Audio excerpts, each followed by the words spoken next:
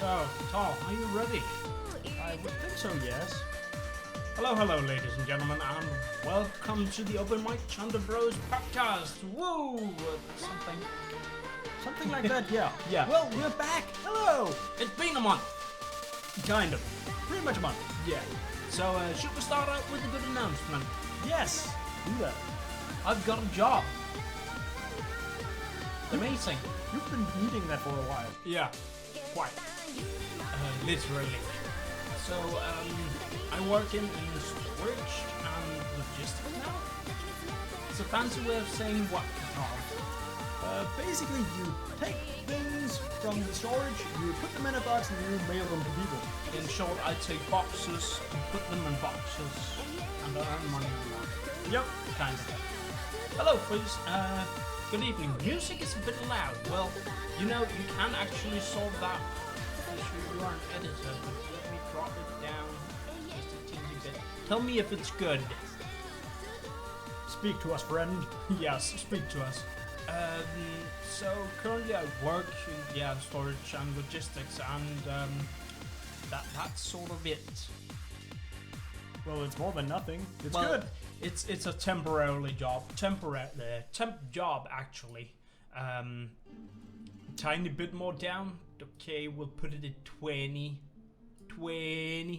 Well, the podcast is also a bit low in volume compared to other places. I guess I could put a bit more gain here on the mic as well, actually.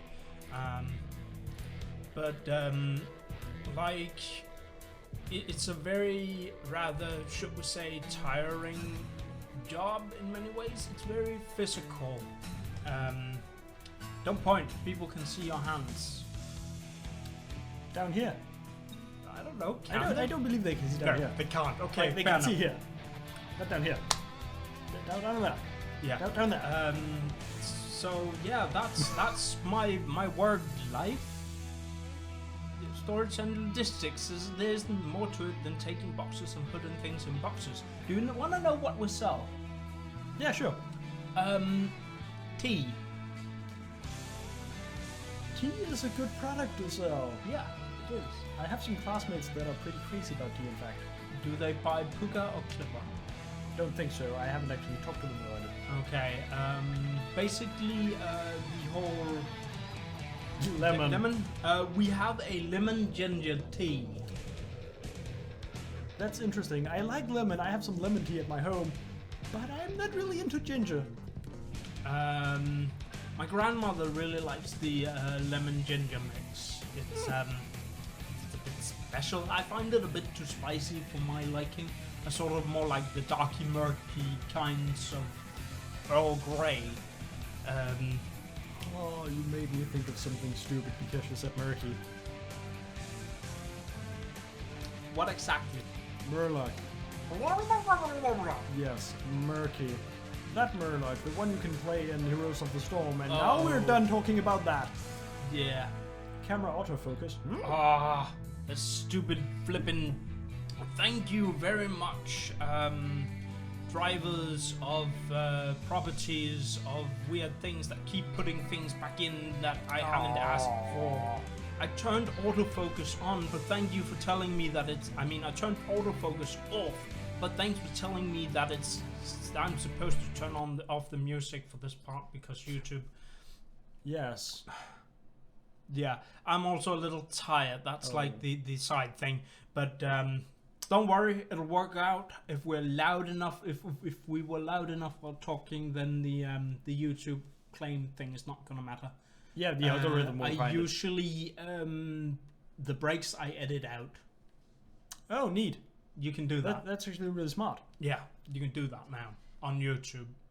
I mean, you've been able to do something like that for a while. I haven't really looked into all the things you can do there, despite being the one who uploaded most of the stuff.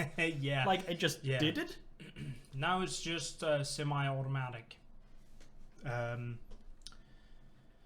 Oh yeah, we got a bunch of new stuff. Yeah, new stuff since last time we did podcast. Yeah, I guess.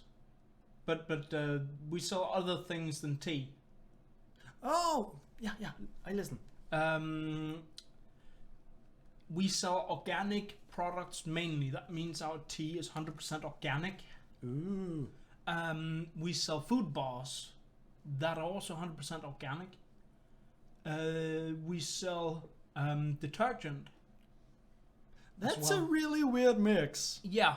Thing is, you can apparently get a wide range of semi-organic detergents that actually work really, really well. Like, organic detergents tend to be, if they are good detergents, organic was probably going to be the best because nature is amazing. Yeah.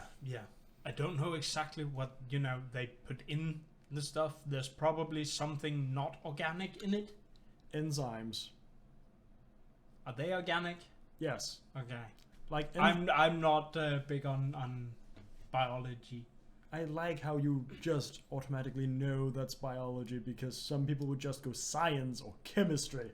Yeah. Ketchup! I don't know about washing your clothing with ketchup, but if it works, please, I suppose you can.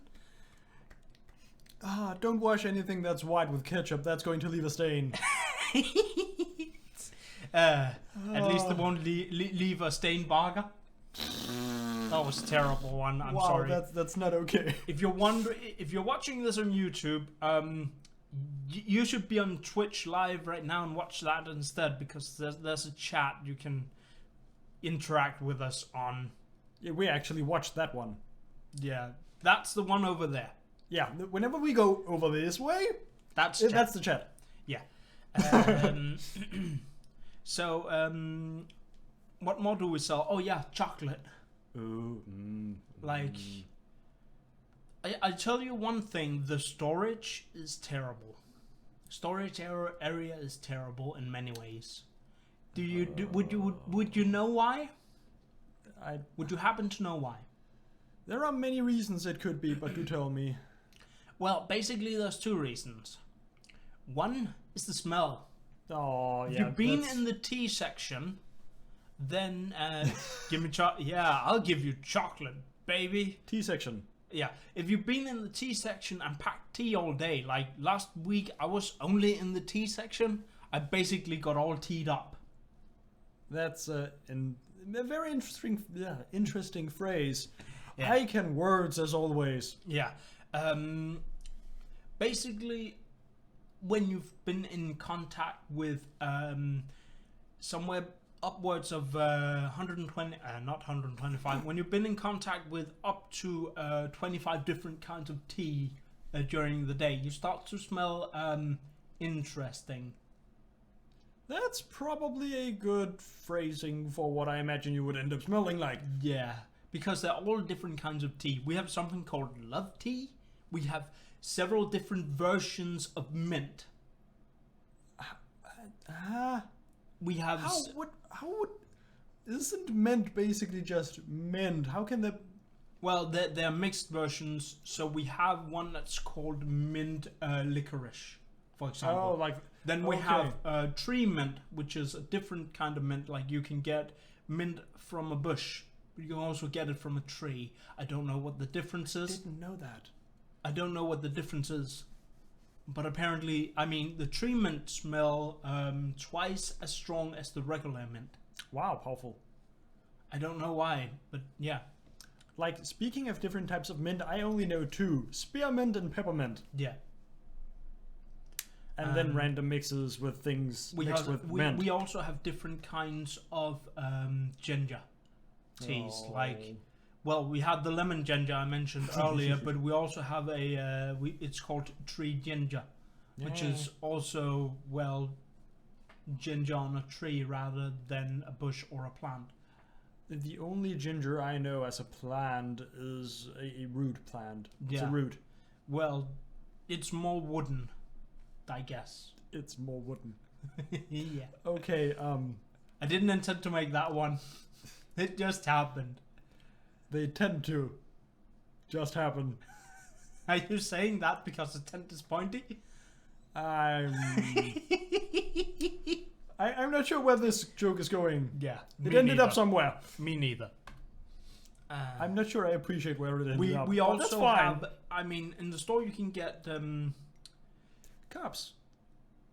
yeah, I guess I've shown this cup on several, the ginger is more wooden, Freeze says, yeah. Yes, indeed. I mean, in the store you go and buy regular Earl Grey. We have gorgeous Earl Grey. I'm not sure if that sounds delicious or just very pretty. We also have fine Earl Grey. I have many questions about what fine Earl Grey is. Is it fine grained? Is it finely chopped? Is it I wouldn't know. fine quality? Is it... What? I wouldn't know, Katal. I wouldn't. Fine is such a vague I word. wouldn't. Oh, No. that joke's just going to haunt us throughout this podcast. And Yeah. maybe the gaming section too. Yeah, don't worry. We'll get there. Yeah. And I'm going to go slightly insane from all the wood jokes. Yeah, well, at least this isn't Toy Story. Oh. Because then Woody would be in it. You just said Toy Story, and I just went, yeah, I know where this is going. Yeah, fine. Yeah, yeah. So, how's your month been? Sort of busy, sort of okay. Like I've started playing Warframe, and Yeah, I noticed a lot. I'm sort of enjoying it. I'm playing it with a Swedish friend of mine. Oh yeah, yeah. Should we mention him? Well, we can mention him. Sadly, he's in university, so he's sort of very, very busy and not watching any of this. I've been thinking to join in on your Warframe a bit because I kind of want to play something with you. But then again, I don't know why, but for some reason, Warframe is just not... It's not called to me, you know? Like, everyone is like, Warframe, it's sort of good. You should play it if you have some time. Yes, I've seen it. So I'm like... Like, Warframe is a good game, I think so. They have done very, very good things with the monetization. But the gameplay and the systems in it, I don't think they would appeal to you. Okay. Sadly. Fair enough. Like, I there's a lot of still complex want to stuff. try it, though. Yeah, sure, definitely. Either way, so Freeze has mentioned he's got his new rig this month. Yeah, he shared stuff on Facebook about that. Yeah. Quite an interesting rig in many ways, but he hasn't got a good graphic card yet. Yeah, and things And have he's been... sort of, you know, looking for a good one. But apparently they can't, you know... He can't really get one because they're all being sold to the Bitcoin miners. Yeah, that's... For King Bitminers. Yeah. And Bitcoin has gone, you know... Well... the beginning of the year it was insane. Now it's starting to get downright stupid. Yeah. Like Kodak, the what's it called? The old film camera film company producer started going bankrupt. Yeah. What? They are starting to go bankrupt. And they solved that most likely only temporarily by going into the Bitcoin market and opening their own Bitcoin. Their stock value increased 300% by going into the Bitcoin market. I'm pretty sure they don't even mine Bitcoin, but they've started their own Bitcoin. Cryptocurrency is a weird thing. And it's like people is calling it, some of the experts are calling it the second .com boom. I can see that. It reminded me of something, a picture I saw. It was someone selling graphics cards. It was a picture of graphics cards stacked on top of one another in an apartment, and they were like 1.5 meters tall, the stack of graphic cards, and they were being sold for like not cheap, but fairly inexpensive, like a fair bit cheaper than market price. And you just don't want to buy those because you know they have been completely run down through cryptocurrency mining. Well, some of them might be decent. It's yeah, you don't know which. Exactly. And if they're not handled carefully, maybe they also suffer a bit from static. Yeah. So yeah, that's bad times. Oh yeah, speaking of computers and things, I have a friend in school, and she's looking to buy herself a sort of gaming laptop. Okay. Because she is starting to get like semi-gamer-ish. Okay. Because she wants a good laptop that can run Subnautica well. Ah, Subnautica, yeah.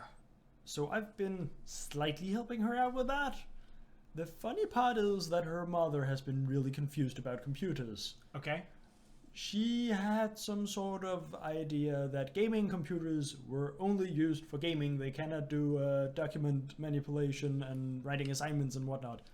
And that was just no. Gaming computers it's just stronger hardware. They just do things better. Yeah. That's a weird misconception to have. Yes, I don't know how she got that one. The platform is Windows, not the actual PC. Yeah. Like, Windows 10. Well, I've had a decent experience with Windows 10, I guess. I mean, as soon as you peel back the layers of terrible that you meet up front, you sort of get something decent. I still haven't reached a point where I'm slightly accepting of it. Like, I would, in a heartbeat, just replace it with Windows 7 if I could. I'm to some degree actually experiencing better performance with 10 than I am with 7, but it needs some work. You need to change certain things, like boot up times are really good. Yeah, it takes like 10 seconds or something most, and that's because they changed how the boot works between 8 and 10. Yeah, I was like, 8 was also sort of not the best in booting. 10 uses, I believe they called it hot boot. So you can take a cold boot where you sort of have you have data, sort of, you have the data on the drive. You need to pull it all out and put it in your RAM, and your PC to some degree will know what you use a lot. So there will be some sort of basic pre-storage of that. That's the default-ish version, kind of. Cold boot. Windows 10 does a hot-ish boot because it sort of, save your session and put it, in a sort of bubble and keeps your session saved on the hard drive, and instead of loading all the things and pulling it in, it just pulls that bubble in and opens it. This creates problems if you're running a G-Sync monitor, for example. I only know this because I'm running a G-Sync monitor. And I noticed that my G-Sync is, sometimes it just didn't work. Yay. It just didn't. And that's because sometimes I had to turn it off because I was, doing things with the monitor that requires non-G-Sync action. And as a result, because of this bubble session, it would keep the turned off state of G-Sync saved in the bubble, but it would not, exist in... So I could reboot my PC and G-Sync would technically still be off, even though the control panel might say that it's on. So I had to turn this hot boot function on, so my PC boots cold every time. Oh. This saved the issue. I mean, this Solved the problem. Solved my problem, yeah. Really annoying. That's annoying, yeah. One of the things I really hate about Windows 10 compared to like Windows 7 is that some things are really awkward to, like some settings and whatnot are really awkward to find in the menus. Yeah. And some of them just don't exist anymore. Yeah. Oh, by the way, I learned something. They ruined one thing in Windows 10 that just should not be... You should not be able to ruin this after you have had a good version for many, many versions of the OS. The calculator. Okay. The fucking calculator. Which version of the calculator? Because I know there are two versions of the Windows 10 calculator. Really? Yeah. There's the one version of the Windows 10 calculator, which is basically just the Windows 7 version. I want that one. That's good. And then there's the version which comes with the last big update, which changed the calculator. But yeah. So Fleet says he barely notices his virtual Windows 10 boot from your 1 terabyte NVMe. Yeah, well, it's a virtual machine. You can do weird things with it. Yeah. Like... Weird things are very, very much the standard of virtual PCs. Yeah. I mean, I don't know why you would notice the virtual Windows 10 boot at all, because you can basically keep them in a cold boot state. I mean, not in a cold boot state, but in a bubble state, where it's technically already booted. But that's just a saved state of where it's gone through its process. Yeah. Of course, that requires a bit more extra memory. It requires a bit more storage space for when you're not using the virtual machine, I believe. But also requires, more. It takes longer to store it into that state. Yeah, makes sense. Than it does if you just poof. Yeah. So yeah. But yeah, the calculator is. It's. I mean, probably if I'm wrong, please would correct me in chat in just a few seconds. But I believe you could do this kind of thing. It would surprise me if you cannot. Yeah, I agree, and definitely if we're wrong on any of this, Freeze will know. He will know. Like, he is our go-to guy about that stuff. Yeah. That man is a hardcore nerd, and we love him for it. Yeah. But yeah, the calculator has just been a pain in my rear end because we have needed to use calculator for things in school, and half the time I plug things in and then I look at the result and I'm like, this can't be right, and then I look at the calculation and I go, why did you do that? It would depend on the type of the virtual machine. Okay. So it is doable. But yeah. One thing I know... Wait, where I'm going with this? I don't know. Either way, lately I have had to become friends with the Windows calculator due to my work. Yeah, makes sense. Because we count things. Surprise. And it's like when you can have what was it, 33 of one collie of tea. That's basically packages of tea. So you have 4 in a collie, which means 38. That's times 4. Then you have the amount of tea you put on a pallet in a layer. That's so when the thing tells you 52. Yes. So when the machine tells you need 304, you know you need 2 layers. Yeah. Here's the thing. There are 2 different kinds of tea. Oh. They come in 2 different kinds of sizes of collie. Oh.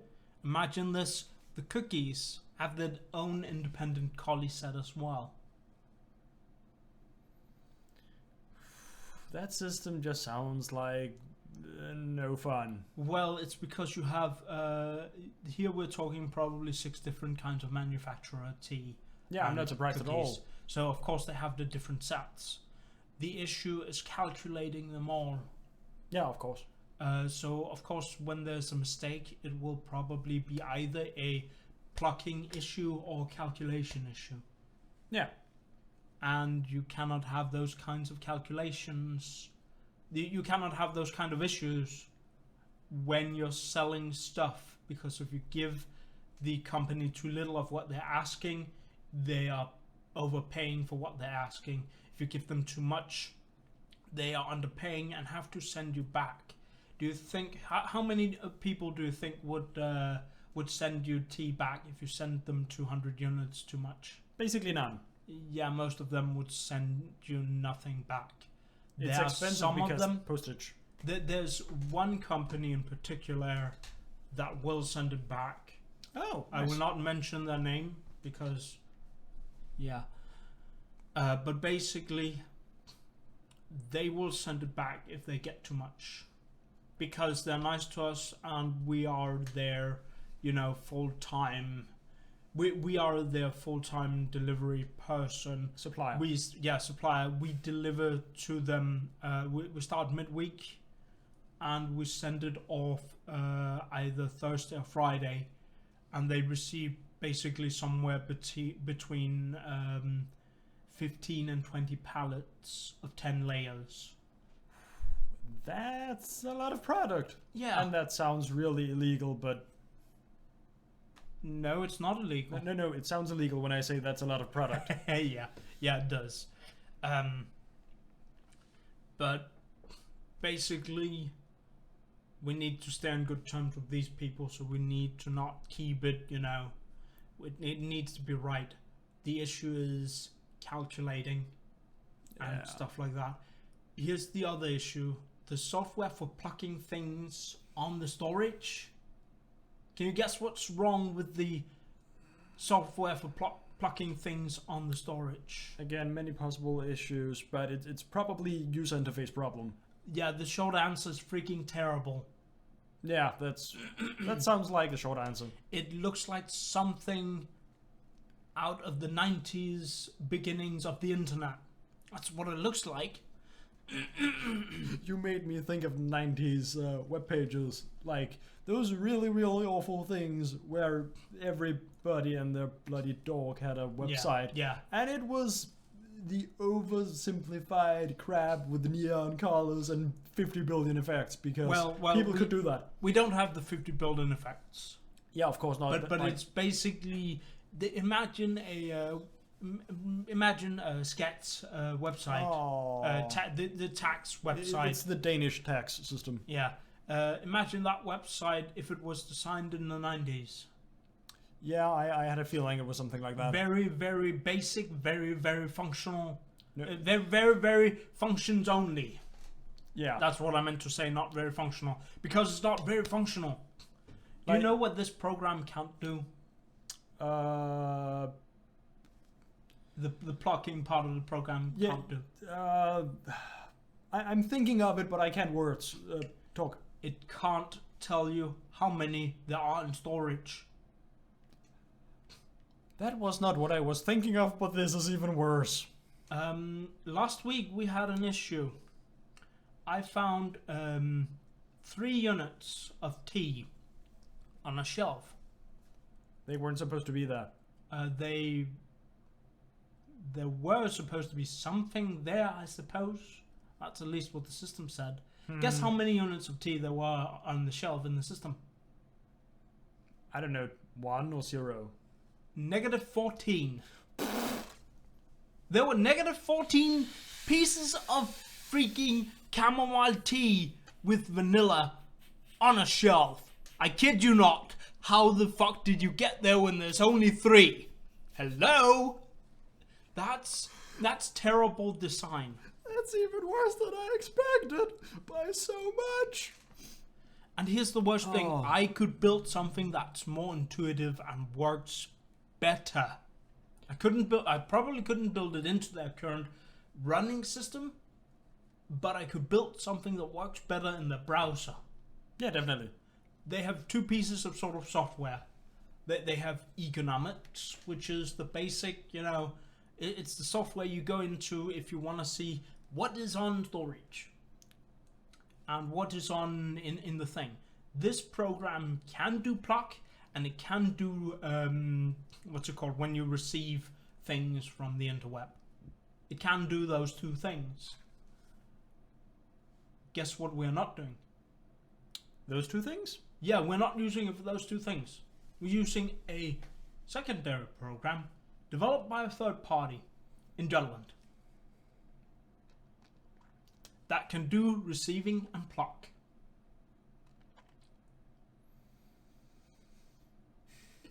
Do you know what the big issue with the program is? Things don't fit together. Yeah, kind of. I mean, the program, economics, cannot go into negatives. It's like, you cannot have negative 14 on our storage. You cannot have negative 14 on your storage. That's illegal and physically impossible. You can say that there's an order of 14 units and you have 0. That You makes can do sense. that, but you cannot have negative 14 on our storage, on your storage. But this third-party program, yeah, well, there's negative 14 in storage. Congratulations, you now have negatives in a program that doesn't support negatives. What does the program that doesn't support negatives say? Number not available? Well, it gives you I know first that, an error. And then it tells you, well, we have negative 14 in storage. That's not possible. Please fix this.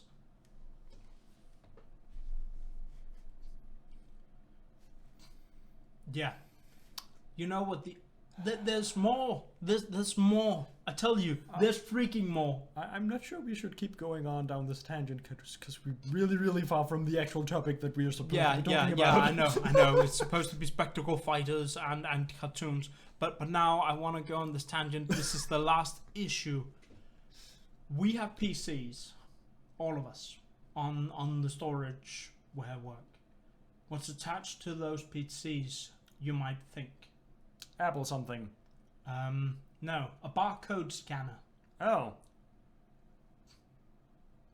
How much do we use said barcode scanner? None. No, it's not none. But, well, let me say it like this. I used to work on a storage long time ago. Oh. Called, I guess I could chill out a bit for them because they're doing quite well today, actually. Oh. Computer sell parts. Oh. Yeah. Their storage have handguns as well. They have some nice integrated handguns where you have the gun handle, you have the scanner, you have a screen and a keyboard. They don't have PCs, so you're basically, well, I'm gonna quote what was his name, Ego Raptor, in one of his sequelitis. I'm shooting lemons, yeah. Like, that's if you from wanted- Mega Man, by the way. yeah, if you wanted to put something on storage, you bip the place you want to put something on storage with, and you bip the item, you put it on the shelf. You That's want to smart. pick something out for an order? Well, first of all, you bip the order. You put the order label in a box. You go to the shelf you need the item from. You bid the shelf. You bid the order. You put the order in the box. If you need more of them, you bid more items. Makes sense. If you've picked too many items, guess what the system on computer does? You have an option of basically going, yeah, that's too much. Bip. Now it's It tells you. withdrawn. It tells you you're exceeding the order's limits. Oh, You cannot go any further. And then it tells you put back on shelf. It catches you midway. You cannot. If you follow the system, if you listen to what the handgun says, you will not exceed the limit of how many you need to pluck. That's actually smarter than I expected. Like, Yeah. that makes sense to program it and make the software that way, but I didn't expect they would be that smart, which is unfortunately rather typical of most company software, that there are many loose ends. But yeah. Guess what my current storage arrangement place doesn't do. Any of that. Yeah, any of that. Guess what we use the handgun for? I have no idea. People thinking, how rare? Yes, how rare. Unfortunately, yes, very rare. In short terms, we can only use the handgun for one thing. Which is? Identifying the object we want to pluck. We cannot tell the system, like I cannot bip units or collies to say that I plucked this now and I have it with me. Please take the next one. I cannot do the thing like I just talked about that they do in this other storage. It's fucking terrible. This is all very painful to me, and part of why I've been sitting here and making faces and hurting internally is because we are IT people. We do programming and stuff, and a lot of these errors are something we know fairly intimately because we have made that kind of error like a lot. Yeah. And when you run into that kind of error, you realize it's an error and then you fucking fix the damn shit. Yeah. And if I'm being a bit too rude with my words and whatnot, then don't worry. Yeah. It's okay. Well, so this storage does none of the smart things. I made errors last week and the week before that. Who do you think is pissed? Boss. Yeah. Who do you think is not really that happy? Boss or boss's boss? Me. Also, yeah. Because I made a mistake and the system didn't the system didn't do things to figured that prevent possible mistakes that a new guy could do. I worked 1 year for Computer Cell. I plucked a total of, I think it's 30,000 orders. Ooh. Guess how many mistakes I made? None. Yes. Why do you think I made none? Good support system. Yeah. The system really flippin' helped. Like, I don't know why you wouldn't have a system that's like, stop, you're making mistakes, because you can have like a 13-year-old do this stuff without errors if your system is sufficiently sturdy and rigid and doesn't allow people to fuck up unless they're complete morons, which sadly is an option, but let's not go down that tangent. Yeah.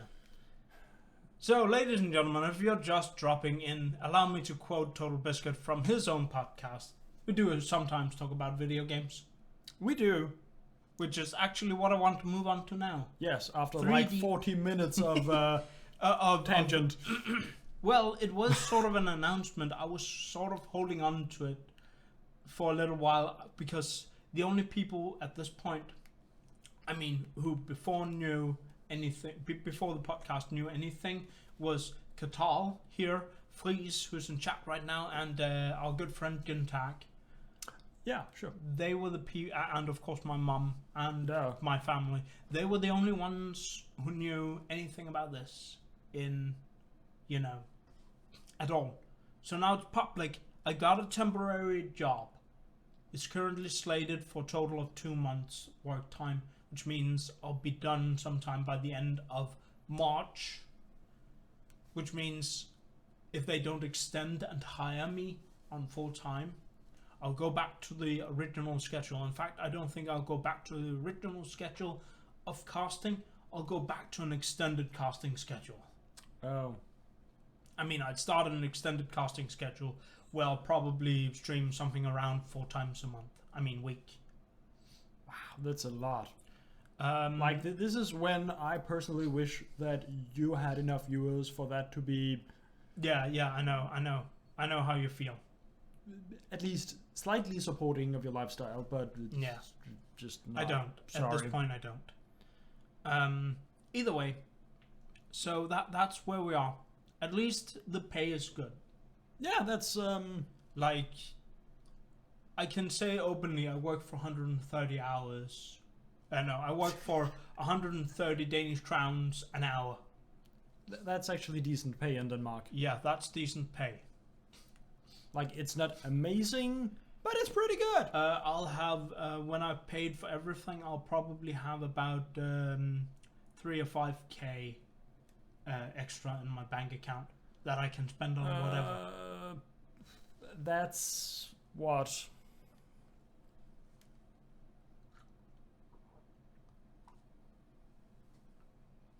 And that's a good amount About for like me. $600 to $900 ish, Yeah. somewhere around there. This is including food, insurance, and apartment, and all the things. That's what I'll have left once we're beyond that point. That means I can start saving up for new PC. Yay! That means finally, probably, I'll get the Elgato streaming card so I can do some streaming on the Switch. I was about to mention that you could start saving up for that. Yeah. And I still have that idea that maybe will happen maybe at some point in time that you don't know about more than this. What?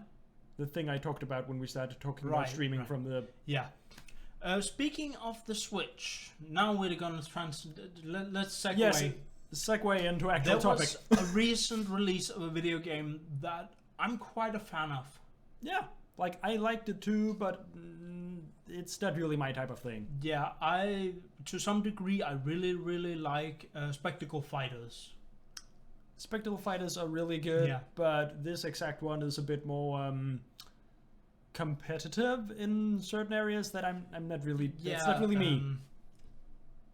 This game in particular is made by Platinum Games.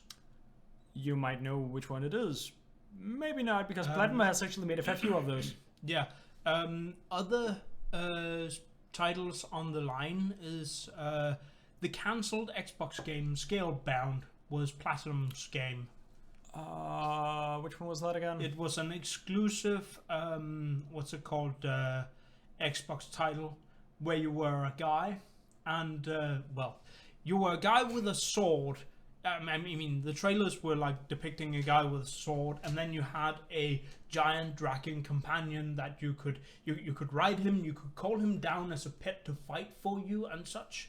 It looked really awesome. Xbox cancelled it, and it nearly bankrupted Platinum Games. Microsoft? Yeah. Something curses. Other games Platinum Games have made is Nier Automata. I mean, Nier Automata. Near Tomato. Nier Automata, yes. Which is, well, Platinum Games is very Japanese. They are a Japanese game, yeah. Company. Surprise. Other games they've made is Metal Gear Rising. Yeah, they Revengeance. did that one. They made that one, yeah.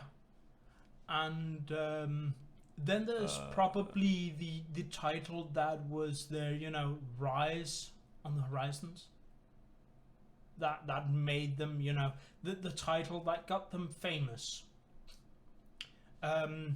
Last time when they were on near bankruptcy, Nintendo was so kind to step in and ask them to make an exclusive sequel to the first title of this game, and also have their original, Golden Child released on a port of that released on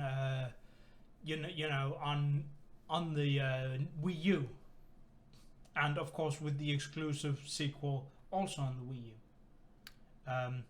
Last time before the recent release, we had a slew of releases of Platinum games on Steam's platform. Yeah. One of them was it Escape Vector?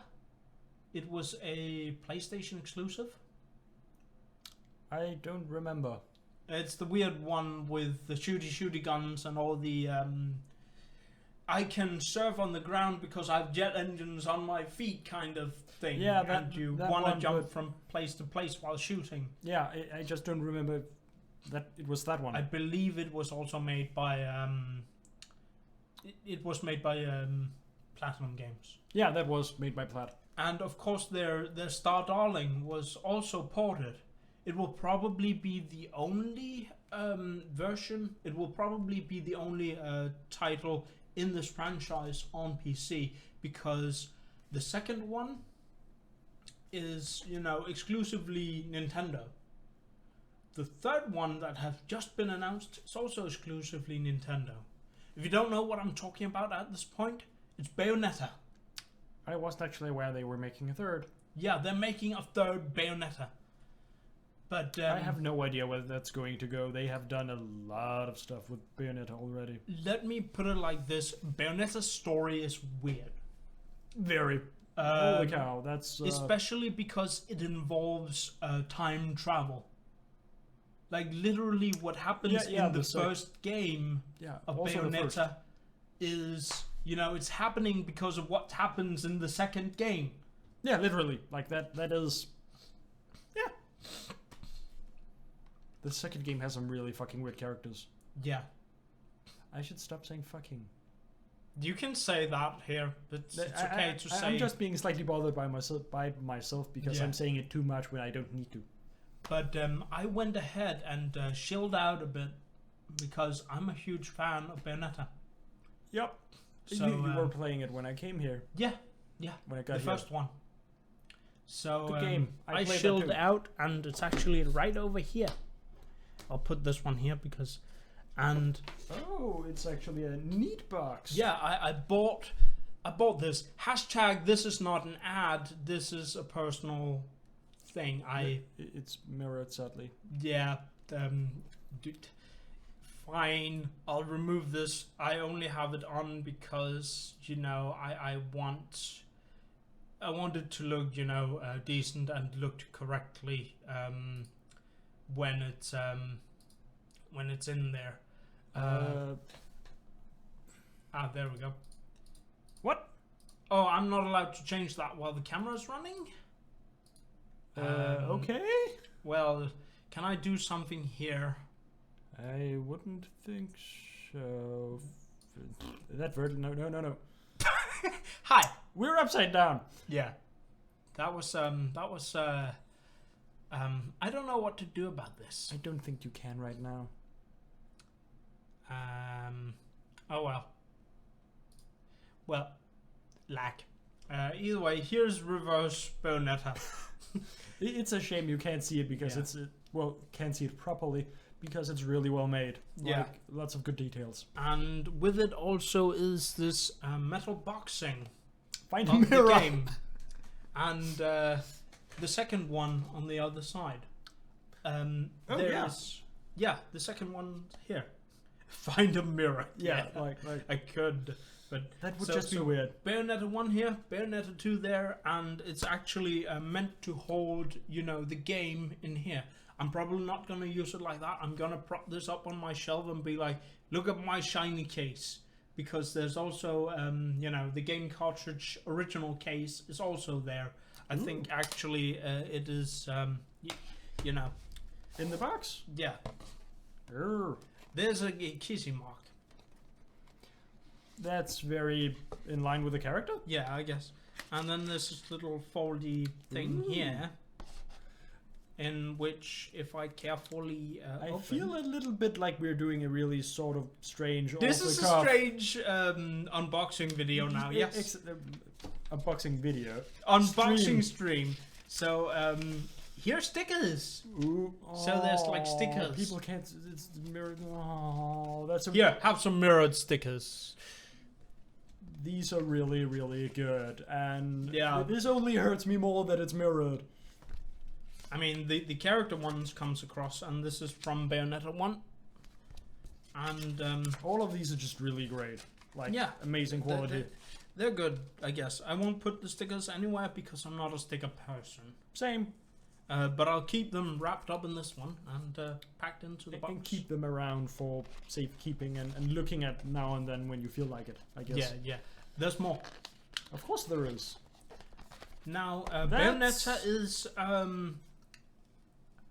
it's a weird game about destiny and things, and there's references to everything from a bit of Norse mythology and stuff like that. Like, one of the places in Bayonetta was literally called Jormungandr's staff. And Yeah. she is also a witch based on, what's it called, mythology. These are the cards that the character from the second game used. They're tarot cards. It's, isn't it Loki? I don't remember what he's called. I do believe that's Loki. But Then these are... again, there's Loki and there's that other guy. I don't remember the name of. That's basically the same character, but yeah, but second these game is weird. should be like tarot cards or so. No? Okay, weird. That's the backside. I guess they're not tarot cards after all, but they're like cards. Oh, there's motifs on here. Yeah, exactly. Ah, I see. Like they are tarot cards. They just don't have the text on them. So here are like the motives of the different things, like, and they're used by the second that other character. Like in the first game, Bayonetta has amnesia. In the first game, Bayonetta has amnesia. In the second game, it's her friend that have amnesia. Oh, these are also depictions of certain creatures from Bayonetta. Oh, it's like This is actually one of the angels. yeah. Like this angel itself is in the first game. It's like from the book she has and the different creatures, like the angels and the demons. Yeah, in the first game it's a book. In the second game, I believe it's cards. They're all on cards. Actually, I do think it's cards in the second. Yeah. I mean, I haven't started the second game on the Switch yet. I've only played the first game. But I'm thoroughly enjoying the first game, though I'm trying to do it with you know a run where I don't get penalties for dying. That's which hard when means- you aren't really good at the game. Well, I'm decent at the game. I'm good enough to the point where I should be able to do it on normal. Yeah, like, you should be able to, but not like easily. You have to restart a bunch. Yeah, I have to restart. That's my point. Like, if you have to do it without restarting fairly frequently, you have to be very good at the game. Yeah. It's Bayonetta is So a very hard game. That's what we're saying. when you buy the physical edition of Bayonetta, you only get Bayonetta 1 on code, and then you get the what's it called, the original game case. So yeah, and that's Bayonetta 1. Now we have a larger history here on the channel with Spectacle Fighters We do. because we Also actually because we like them just personally. yeah. Like we did a let's play on oh this for the cards. Oh well. Yeah, that was... Either way, we did a let's play on Darksiders 1 and 2. I was about to say and two, but you beat me to it. Ha. And holy crap, the second one took literally forever to finish. Yeah. I should have done what I did, you know, at the beginning. No, halfway through it. I should have beaten Darksiders 2 before I actually, you know, started playing it. Nah, that would have been best. That would have been a better situation. I suppose, I don't know if we're gonna do a revisit one day. I suppose we will. Maybe. I was just thinking because they are making the third one in the series. Yeah, then I suppose We might do that one. Yeah. But I want to beat it before we play it on channel. Yeah, definitely. Like, whoever does play it needs to have completed it before we go, Yeah. because we just waste far too much time if we don't have that down and feel confident in it. Oh, where are my tabs? I don't know. Oh wait, there's. That's why they're gone. I was like, yeah, there's a different window up. So I was thinking maybe we should, if I move in here, Small desk. yeah, that's the small one. desk. Hello, now you're on the desktop. Yeah. So I was thinking Bayonetta 3. Oh yeah, sure, we can watch that. It's short. Like really, really short. Official teaser trailer. Yeah, it's from the Game Awards. Last year. Ooh. Yeah. This has actually been announced for quite a long time, and I haven't heard anything. Yeah, but like I said, it's... oh, it's from December. Okay. Yeah. But I'm really looking forward to it. There isn't much in the trailer. Like, there tends not to be in teaser trailers. They Yeah. tend just to be, ooh, we're making new stuff, and here's a bit of it. Yeah. What's weird here is that she's not wearing her Bayonetta 2 costume. She's wearing her Bayonetta 1 costume. Yeah, I noticed that as well. I was like, interesting. So the big question, Ooh. and even the guns are like, it's the first editions because the second editions are blue.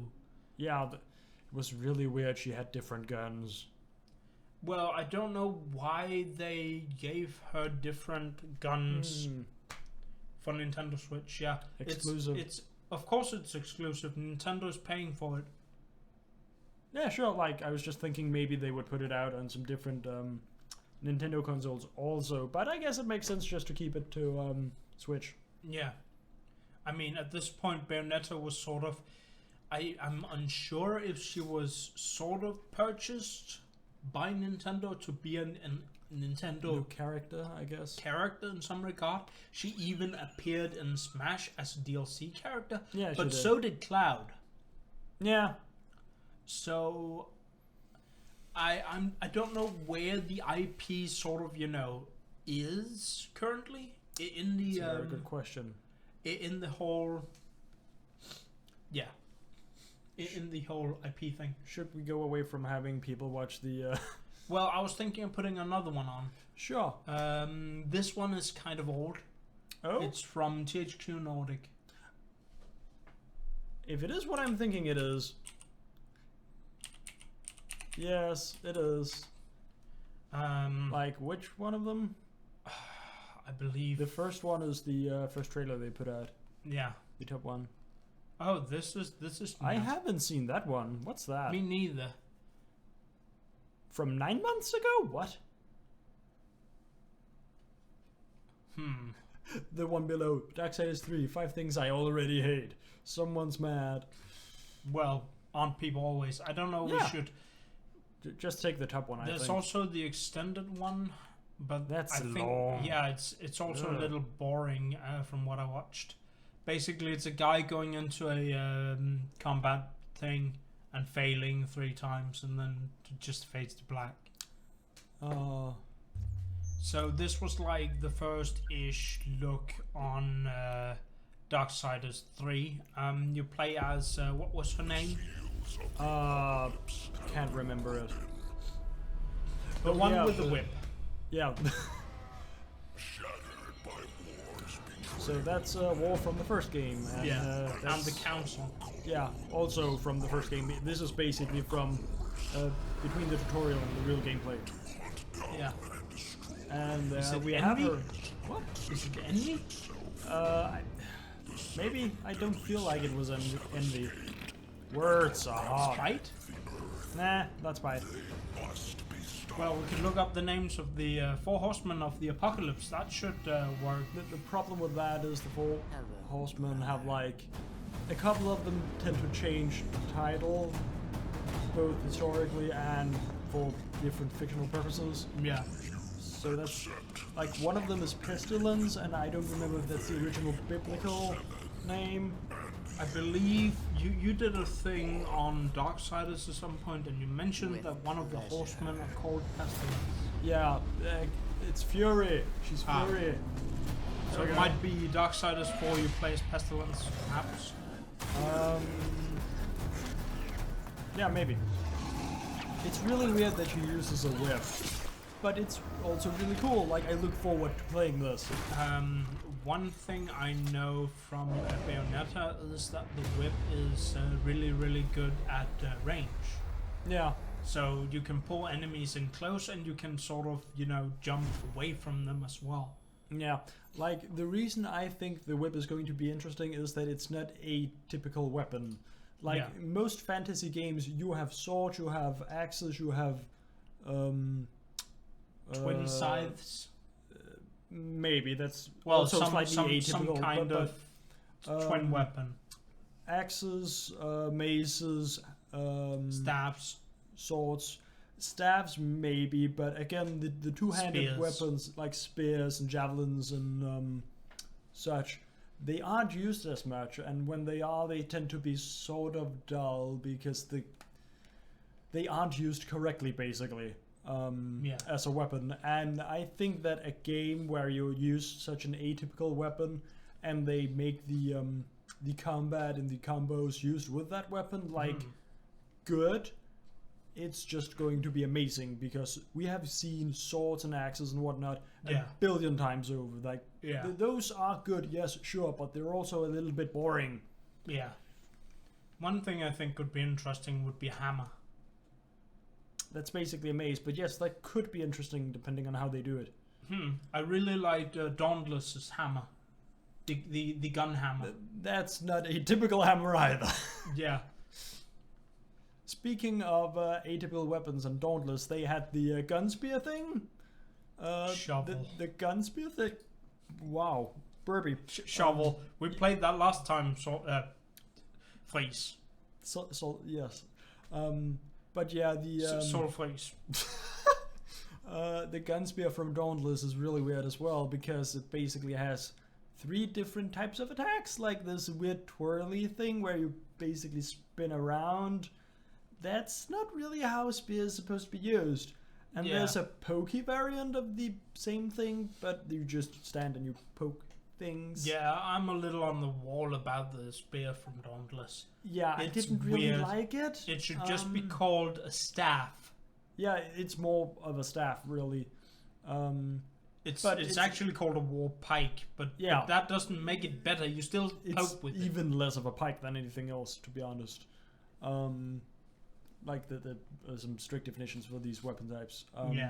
But it's still really badly used, because one of them you spin around. Okay, you basically just spin around. You don't really do anything else. The other, you just poke at things and you don't do anything but poke. I think the idea was... And then there is the shooting one, where you basically just pull it up and you shoot. And it's... The turnaround animation for shooting with it is still weird too. Yeah. Like, why do you have to turn around so much? Can't you just poof? Like that's what the hammer does. Literally. They just did a weird thing with that weapon. It reminds me that at some point the hammer was kind of OP at doing the what's it called? Staggering? Yeah, the break and staggering. Oh yeah. Breaking. The topple also. Yeah. There are no difference in this game, but because you could dodge, though you spent 2 bullets on it, you could still use it to topple an enemy. But if you failed toppling the enemy, the incoming attack would not hit you. They changed that because obviously that's too powerful, so you can't really stagger or break a charge with that anymore. Yeah, you have to use the regular shot which takes a while. It's awkward to use. Yeah. But you have to have the timing down pat and know exactly when to hit the button. And you also have to stand completely still doing it. Yeah, like that's the one problem with it, but it suits the game a lot, because the game is pretty much like Monster Hunter. It expects you to be good. Yeah. So yeah, we talked about Darksiders, Bayonetta. there's Metal Gear Rising Revengeance. That one. It's the one spectacle fighter that doesn't have a dodge. Yeah, it doesn't. Like, it doesn't need it because it has a Parry instead. It's more than just a parry, really, because it's a complete block and just screw people over if you time it correctly. Yeah, unless you are trying to do it against the missile. Yeah, sure. But again, the idea with the mechanic is that you don't need to dodge because you can literally just screw people over if they attack you and you're good enough. Yeah. Watching really good people play that game is a little scary. Yeah. There is a character we never met in Darksiders 2, which is, I don't remember his name, but he's basically a gentleman skeleton in a top hat and a suit and all, and he has a walking stick thing that he uses to attack with, and he doesn't stagger, and he has really long combos that you need to block, well, literally counter every single one of them, otherwise you're going to get beat. And I have seen people fight that guy and be like, I counter to 10, something like that. Yeah, that took me a moment. I'm sorry, but yeah, like that's really precise timing, and they just keep doing it. Yeah, it's a little bit scary to ordinary people. Yeah. Other spectacle fighters. God of War.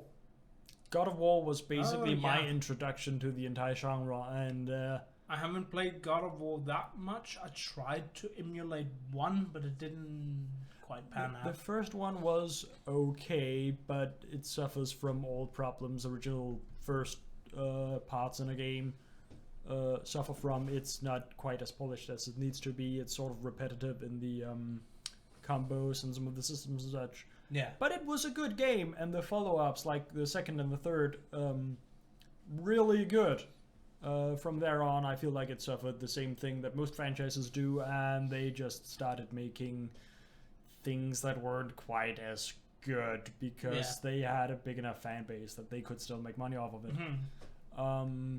I really want to play the new Shadow of the Colossus remake. I have seen that. It actually looks pretty good in terms of graphics and such, and it's slightly different in some of the mechanics, but it's basically just been made to be improved, to be better than the original. Yeah, though that isn't as much as a spectacle fighter as it is just a spectacle to see the giants. Yeah, definitely. Like it, some of them aren't even giant. Like some of them are basically just elephant-sized monsters. Well, that's technically still giant-ish when you think of an elephant size compared to a human. Yeah, sure. But then you compare them to some of the really big ones that are like, that's just a mountain. Yeah. Holy cow, how am I going to kill that? I watched fellow streamer Fallout play it. Oh, he has done that. Yeah. Cool. But yeah, it has some really good graphics compared to the original one. Mm-hmm. The original is like 20 years old or something. Yeah, yeah. Wow. Wow. I'll just have to, since I mentioned him, I think Thorla is a bit amazing, actually. Though he has arthritis, he sort of gets up and plays either way. You introduced him to me. I have seen him play a little bit while I was here last time or the previous time. Yeah. And yeah, he seems really cool. I had no idea he has arthritis though, and that's pretty much just a curse for a gamer. Yeah. Like that's one of the last things I would want as a person who games. Yeah.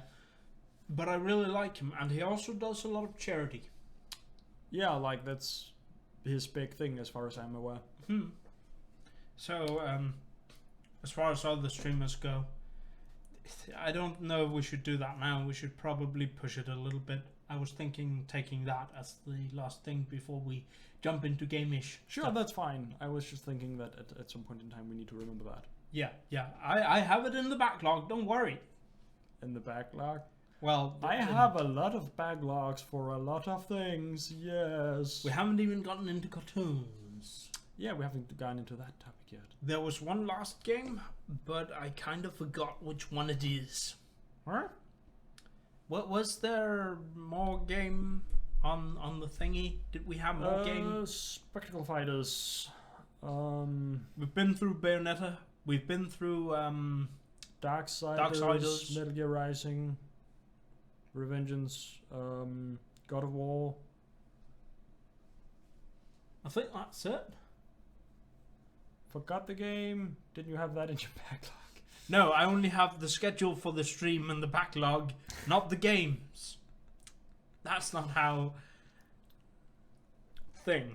Speaking of game, this guy has a surprise for me when we get to the gaming section. Yeah, I'm curious. If you haven't looked on Discord or in the stream title, it basically says that it doesn't say what game we're going to play. That's because I'm going to do it on the fly. Yeah. I have tested the game a bit. I don't know how it works with stream. I'll say this much. The NDA for the game lifted sometime in December, apparently. I have a feeling I know which one it is. Okay. Like, if it is what I think it is, I linked you a stream VOD the other day. You did? On Steam. Huh. Like it was yesterday or the day before. I don't remember. We will get to that when we get to the game. Okay. If it is that one, I'm just going to be like, yeah, I shared this with you. Yeah, I'm pretty sure you didn't share this one with me. I don't know. Like, this game is one you talked about a lot at one point in time. Okay, out with it. Which game is it?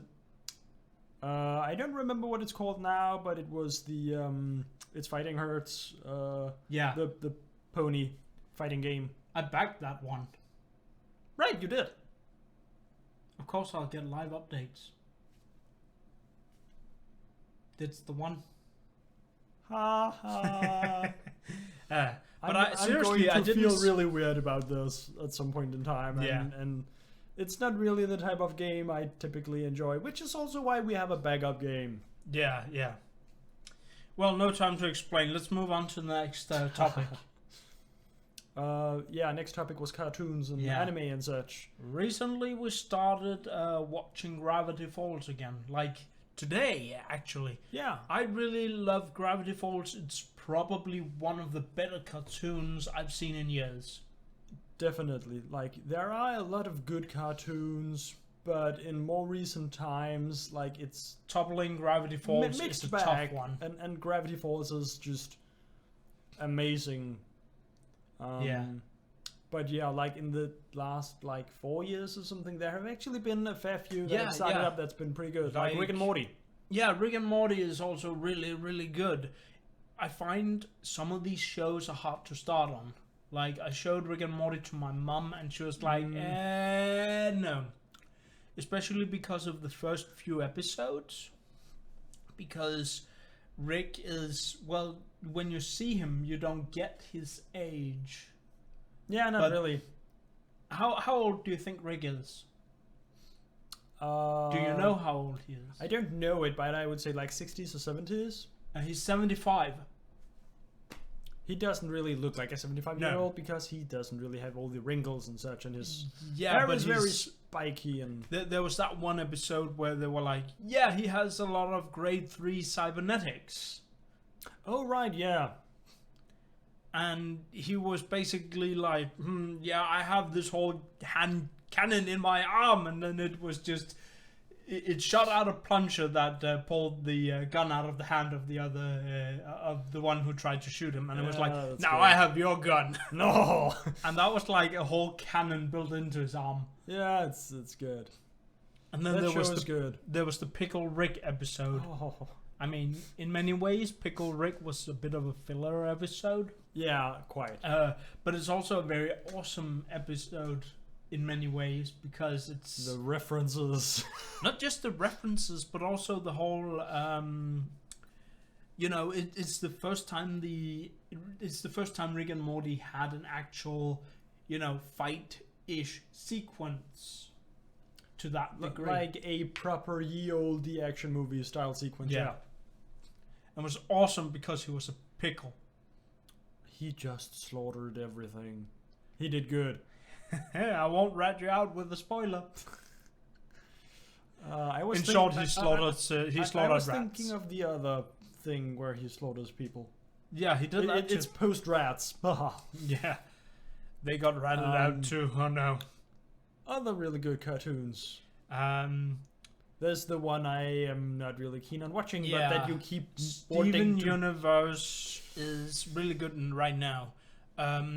What's sort of, a thing with Steven is when the cartoon started, I wasn't much of a fan of his character because he's basically a kid. Yeah. He's basically a 12-year-old. Like, he's not the kind of 12-year-old you'll meet at your average kindergarten 12-year-old. Like, Kindergarten's quite a bit younger.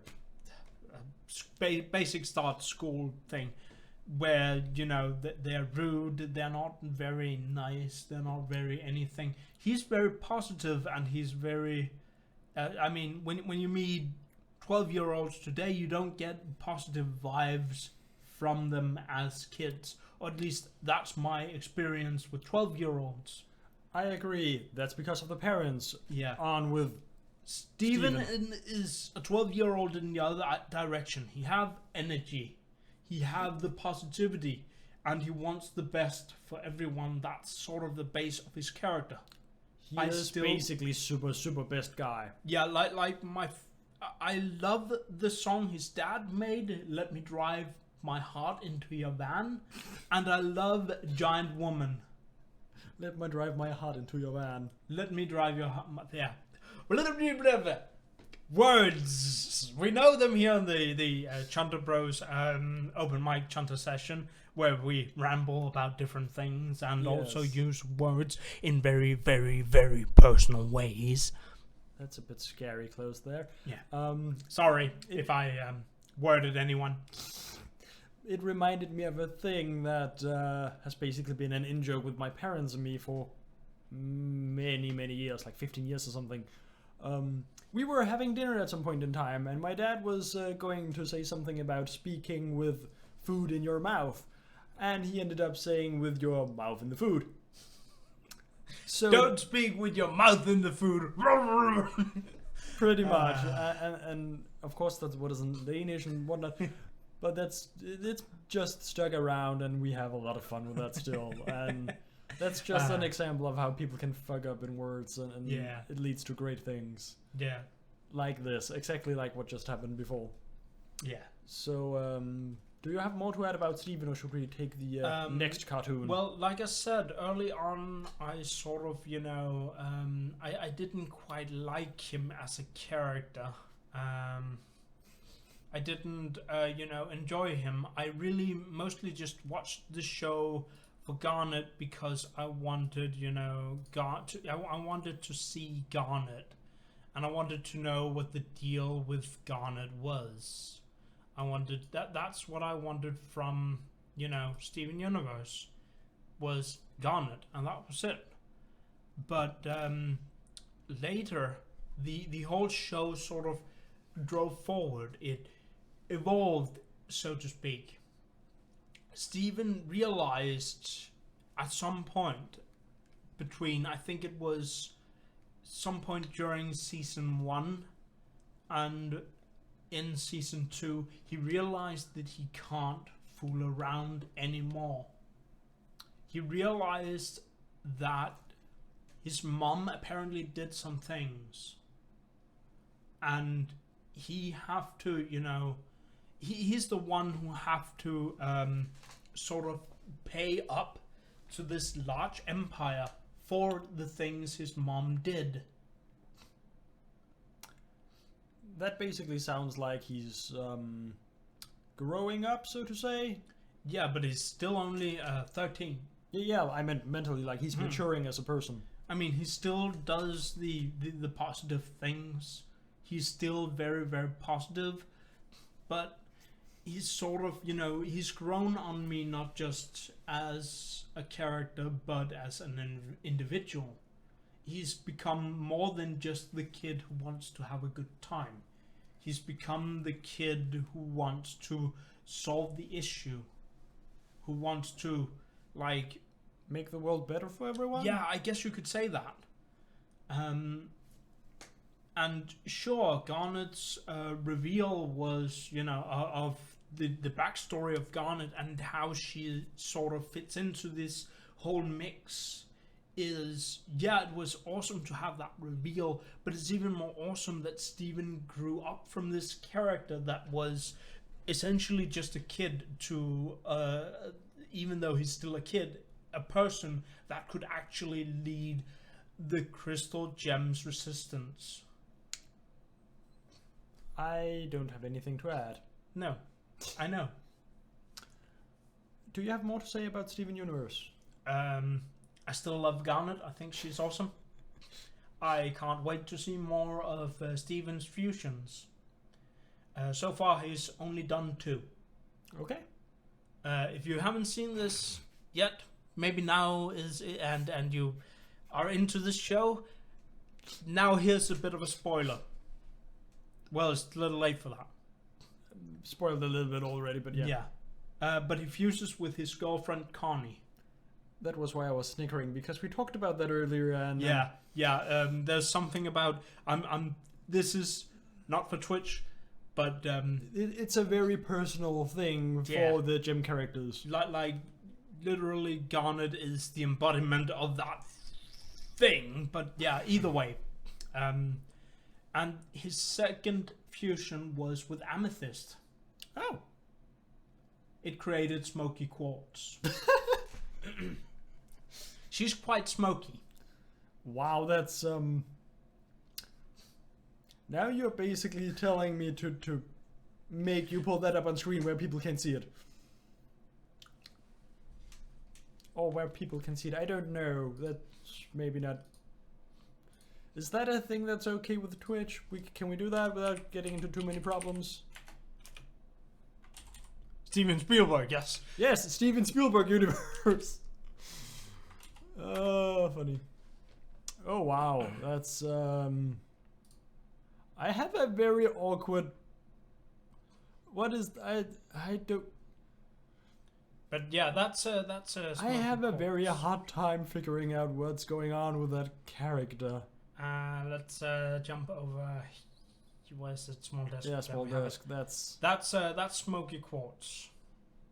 I don't know what I feel like about that character. That's weird.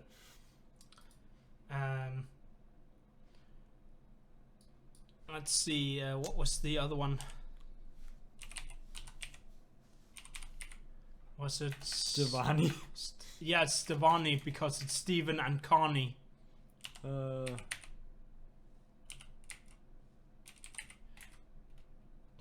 Stevani. Yeah. Wow, that's interesting. That's a really good picture. Like, I have a very hard time There's figuring... probably an artist in here somewhere. Probably. KM. I don't know who KM is.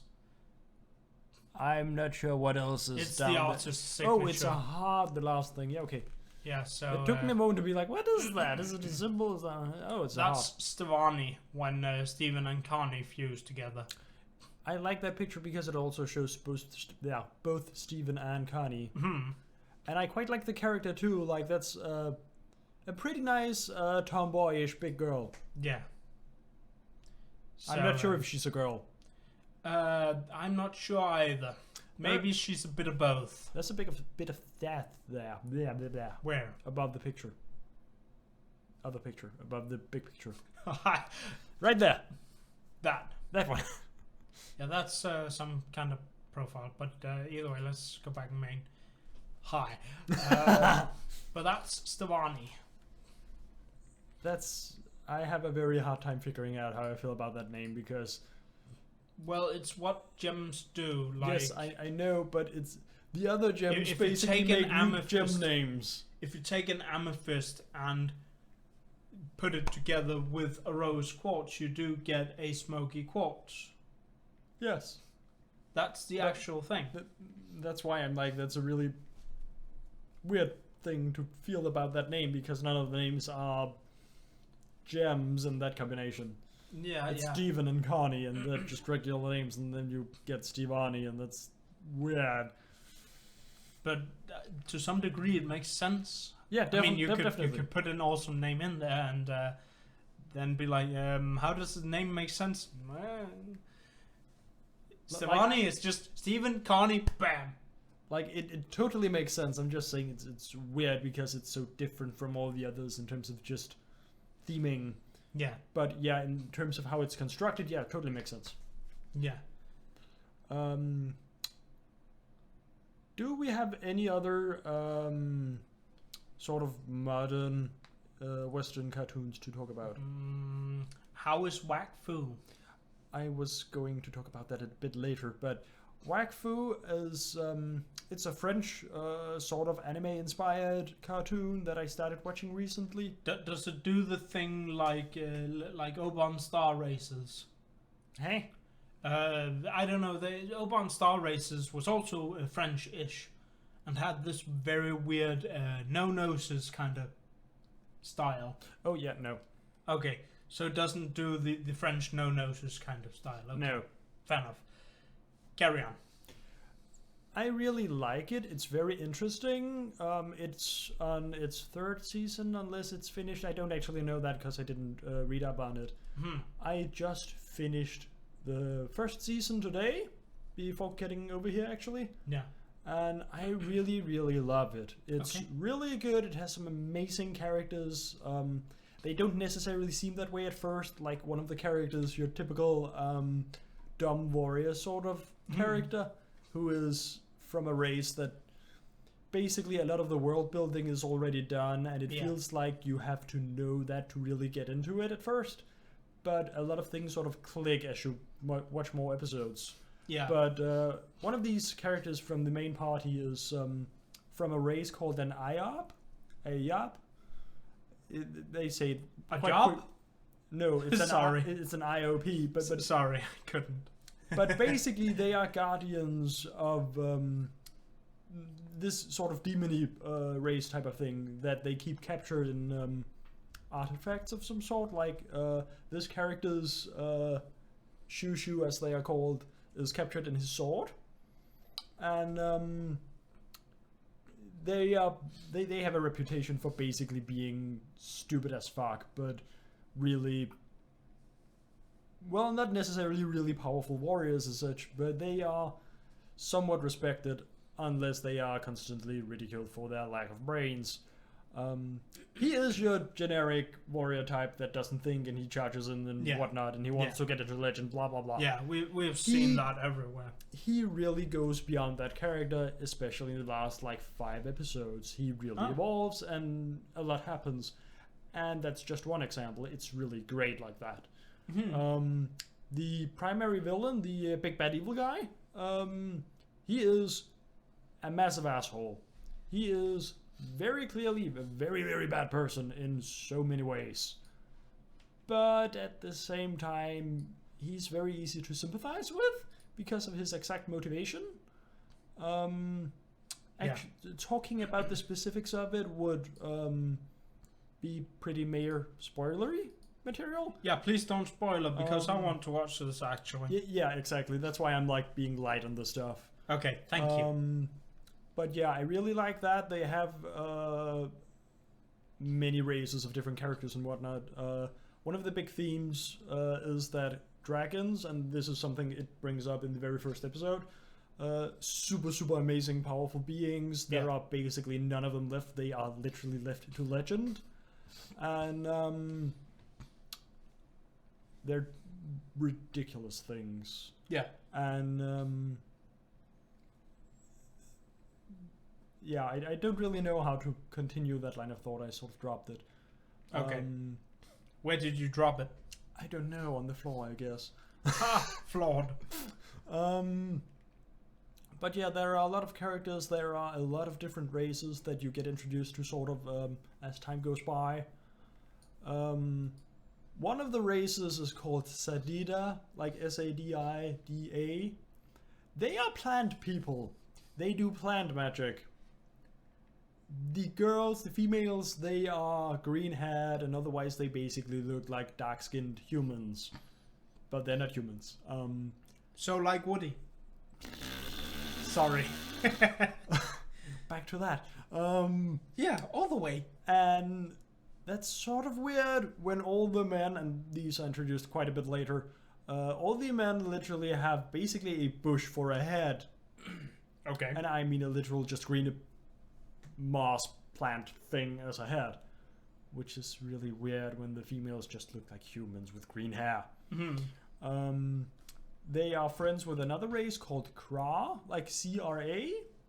They are sort of just regular elf-ish, amazing archers and whatnot.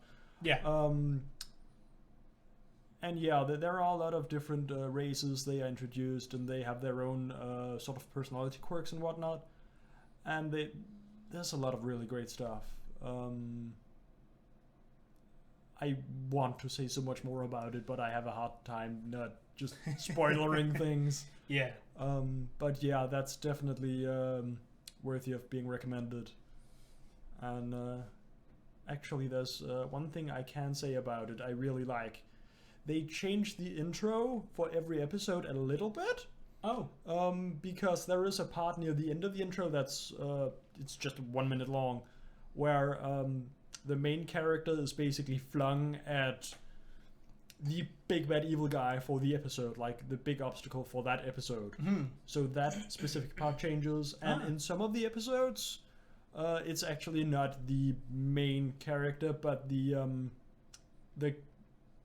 knight-ish Yup guy, who is flying at the big bad evil guy for the episode, because he is literally the center character for that episode. Mm-hmm. And that's basically where he starts really coming into a character of his own as such. I really, really like that. Like, the characters, they develop a really good relationship building. They have a lot of good dynamics and whatnot. It's I don't know what else to say without just spoilering everything. I want to talk about it. Yeah. But yeah, I think that's just really, really good. And it's the first French animation I remember ever watching. The first one I watched was Oban Star Racers. I don't remember having heard about that at all. It's basically about I don't know, should I just tell What talk? It's about this girl called Molly. Well, I don't remember her actual name because Molly is like a moniker she picks up in order to sneak onto her dad's racing team, who's been invited to the Oban Star Races, which is basically a set of races to become the avatar for the galaxy, which is the large protector. The winner of these races will, be taught and become the avatar and the guardian of peace of the galaxy. And Sounds a little bit like the Avatar from the Avatar series. Yeah, sort of. The character is the avatar from the Avatar series, except the avatar from the avatar in Oban Star Races has a lot more power. Like literally, there was a war that was supposed to happen, and he just goes in flat and it's like, nope, no war, because now we're gonna have the Oban Star Races instead. Cool. So she sneaks onto this team, and at first there's this guy who's supposed to drive this Molly's dad's race car, the one built, specifically for racing this big, huge race. But he gets into an accident. Typical. Here's the thing, they're thousands of light years away from Earth. Oh. They need a replaced driver. That's Molly. She basically figures out that she's too small to sit in the driver's seat. She can't reach. So what she does is she have this jet scooter she basically built herself. She's somewhat of a mechanical genius too. Like she's the Tony Stark of this this cartoon. Well, not really Tony Stark, but she is. You know, she basically has this scooter, this jet hover scooter she built herself from scratch. And Typical mechanical genius. She sort of used it to escape from this asylum type high school that her dad put her in, because when her mother died, her dad didn't know what to do, and that's where that was how she solved that was how he solved the problem of not being able to take care of his daughter. He basically just paid this very expensive academy, high school, college thing to take care of her. And she uses this bike to first off escape, to escape the school, and later on she also uses it, I believe, to sneak on to the onto the rocket that takes them to outer space, so the Avatar can transport them to the Oban Star Races. And she takes the scooter seat, as she calls it, and basically grabs it into this race car. So it becomes, like it has this weird system where you sort of sway around in order to control the car. And she basically just takes that and puts that into the car. Now there's also a gunner in this car because you have to sort of fight. Like there's this, it's a dwarf-like creature, but he is very, very big. He basically is a mine worker, and he's taken his modified mining ship to these races. What he does is that he is, very physical in his fighting style, and because this is a mining ship meant to sort of, fly in outer space and drop into maybe a vat of acid or a deep sea or into an actual tunnel or something. So he rams enemies? He does that, but he also jumps onto enemies and sort of have this sort of giant pickaxe that he sort of shoves into ships. So and that's legal, cool. They kind of become good friends. So they have a race where they kind of don't fight. Nice. But he's basically this big burly guy, and he kind of also saves Molly at some point. Long story short, but either way, they sort of become friends during this race, and they're also these warrior type race that has ship that basically is, I can now go past the limit of what the ships are allowed to go in this race because I'm not using my actual propelling drivers to do this. I'm using a weapon. Oh, so you can cheat the speed limit. Yeah, by using a weapon instead. So you basically, and this weapon is like, if you get hit by it, you Boom. get cut. Like it's a literal spearhead. Ouch. Very painful. Platonic spearhead. It cuts through anything. Like, I think he won one of the races by basically just turning on this thing and just killing everyone else? He didn't kill everyone else. I think he managed to hit one or two, but he basically hit the wall on the other side. Like when you come past the finish line, you come in through this gate and into this Colosseum. He basically hit the wall on the other side of the Colosseum. Was like, "What up, dog? I did this." Well, that was too fast. I couldn't control it. It's fine. I won. Yeah, that was like the whole thing. And they have these challenge races, and of course the final race for the Avatar thing that happens somewhere entirely different than the basics. And they have like all these characters, and some of them you only they only have short one-off episodes for this character and how they lose. Okay. Do you want the spoiler for who becomes the Avatar? No, that's fine. I'm trying to hang on to something here because I remembered that I actually forgot something. About Wakfu? About Wakfu. Okay. First Whack that foo. No. Okay. First of all, Wakfu, just for people who are interested in it, it's spelled WAKFU. Yes, F you. Sorry. I'm leaving. Bye. Don't leave. Okay. We need you. You sure? Yes. Okay, good. You're the one running the show. I'm just sitting here talking. That's cute. Not really. But Wakfu, yeah, that's the name of the show, but it's also a substance in the world of Is Wakfu. the substance quite whack? No. Sorry. I should stop. Carry on. Yeah. Basically, Wakfu is this life energy mana sort of thing that you can use to fuel spells and whatnot. So basically, the life force. Sort of. And it's basically a thing that's inherent in every being and whatnot. Oh yeah, some of the characters in Wakfu, they aren't just various types of humanoids and whatnot. One of them that you meet very early is called the Soft Oak. It's a giant ass tree. It's just a massive tree. So it's quite woody. Sorry. Carry on. But yeah, I wanted to mention the whole Wakfu life energy thing because that is a driving force in the plot of the first season at least. And dragons have basically an endless store of Wakfu, sort of. At least it doesn't suffer from the Zelda syndrome. Oh? You know, The Legend of Zelda. It's named The Legend of Zelda. Yeah. You're not playing as Zelda. No. You're playing as Unlike- Link. Yeah.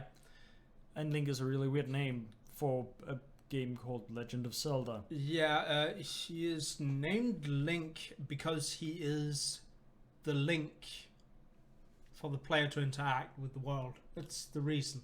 Yeah, it's still a really weird name. And But- it's but- really weird to name the game A Legend of Zelda when Zelda doesn't really have a legend. Yeah, it's and not doesn't even her experience legend. anything. It's kind of like, but the whole Zelda syndrome thing is that everyone calls the main character after The title. So Link is to some people still today named Zelda. They believe he's named Zelda. That's a little bit painful. It's almost as painful as some people thinking Denmark is the capital of Sweden. That is not knowing geography. I know, but it's still painful. Yeah. Painful. Should we there? Yes, we should remove anime. No, that was not what I meant. That was not what I meant to say. Should we move on to anime? There is one last thing I want to talk about in terms of cartoons. Okay. There are some old cartoons that are really, really good. You know them. Discworld? Not what I was thinking of, but Batman the Animated Series, for example. Oh, yeah, Batman. Batman the Animated Series is, in my opinion, the best cartoon series made on any Batman ever. Yeah, And it's back from, what, the 80s? I don't actually know. I watched it in the 90s. Me too, but I think it was made in the 80s. But one thing I love about this show, Mark Hamill, is the Joker. Mark Hamill has made one of the best Jokers ever, hands down. Like, Yeah. There are two Jokers that you compare other Jokers to. It is Mark Hamill's Joker from Batman the Animated Series, Yeah. and it's Heath Ledger's Joker from the Dark Dark Knight. Knight saga. Yeah. The Dark Knight trilogy. The Christopher Nolan trilogy. Yeah, that one. Christopher Nolan is the guy who directed The Things. It was acceptables in the 80s. It was acceptable in the 80s. It was acceptable at the time. That's the song he's referencing. I don't know that song, but there's a part of me that's really hurting right now. And we're not going to get onto the topic of racism and whatnot today. That's just... Yeah, I well, could spend half an hour complaining about it's, people being overly sensitive about some of those topics. The reference we cannot talk we cannot. AMV hell. Yeah, AMV hell. That's the one I know he's talking about when he mentions that song, because I know Fleet's that way. Yeah. I was about to say something. What was it? We do this. Acceptable in the 80s. Yeah, but basically, Fleece's like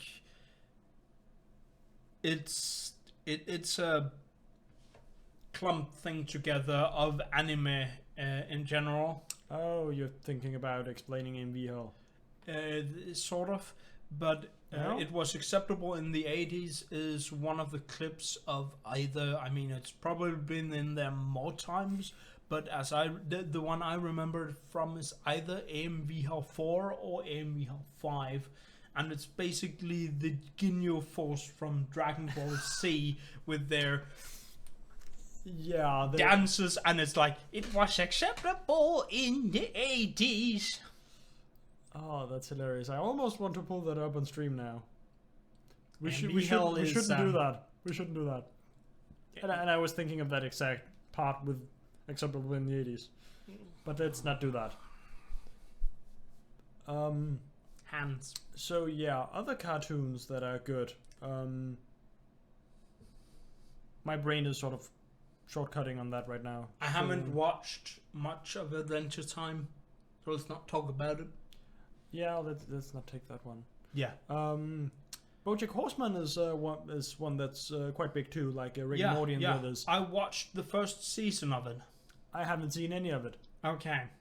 Let me say like this. It's a show that likes to gut punch you about things. I guess you could say. Like really, it wants... How do I put it? It's a show that...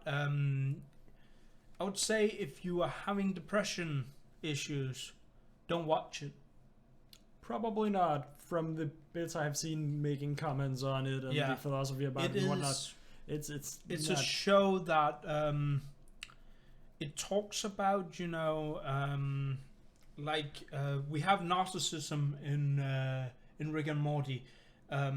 Rick is generally a narcissist. That is a very good way of phrasing his character. He's a narcissist. Yeah, and he's a scientific narcissist. So it's like everything. His narcissism is based in science fact. He knows what the world is and he knows how the world works. And he can change the world to suit his sort of thing. More or less, regardless of everything else. Yeah, there's the clip, that Amy Hall clip. Yeah, like... That's in chat. You can actually find that on the Twitch VOD if you watch it there. Yeah. Well, it's on Twitch because it won't be on Twitch after. It will only be on Twitch for 2 weeks. I was about to mention If you're watching this on YouTube, you have to go find it yourself. We could take... No. We can't. Copyright. No, I meant copy-pasting that into the description, but fuck that. I suppose. I mean, if I do it, then I do it. But I'm not counting on it. No, neither me, because I'm just gonna use Twitch. I'm just gonna use Twitch automated export for the podcast anyway. But yeah. Well, I was somewhere at a point. BoJack Horseman, don't watch that if you have depression issues, because it's gonna make it worse. BoJack Horseman is about making you realize certain things about yourself. Like, BoJack is a jerk. Yeah. When this show starts out, he's a jerk, and he's not, willing to admit that he's a jerk.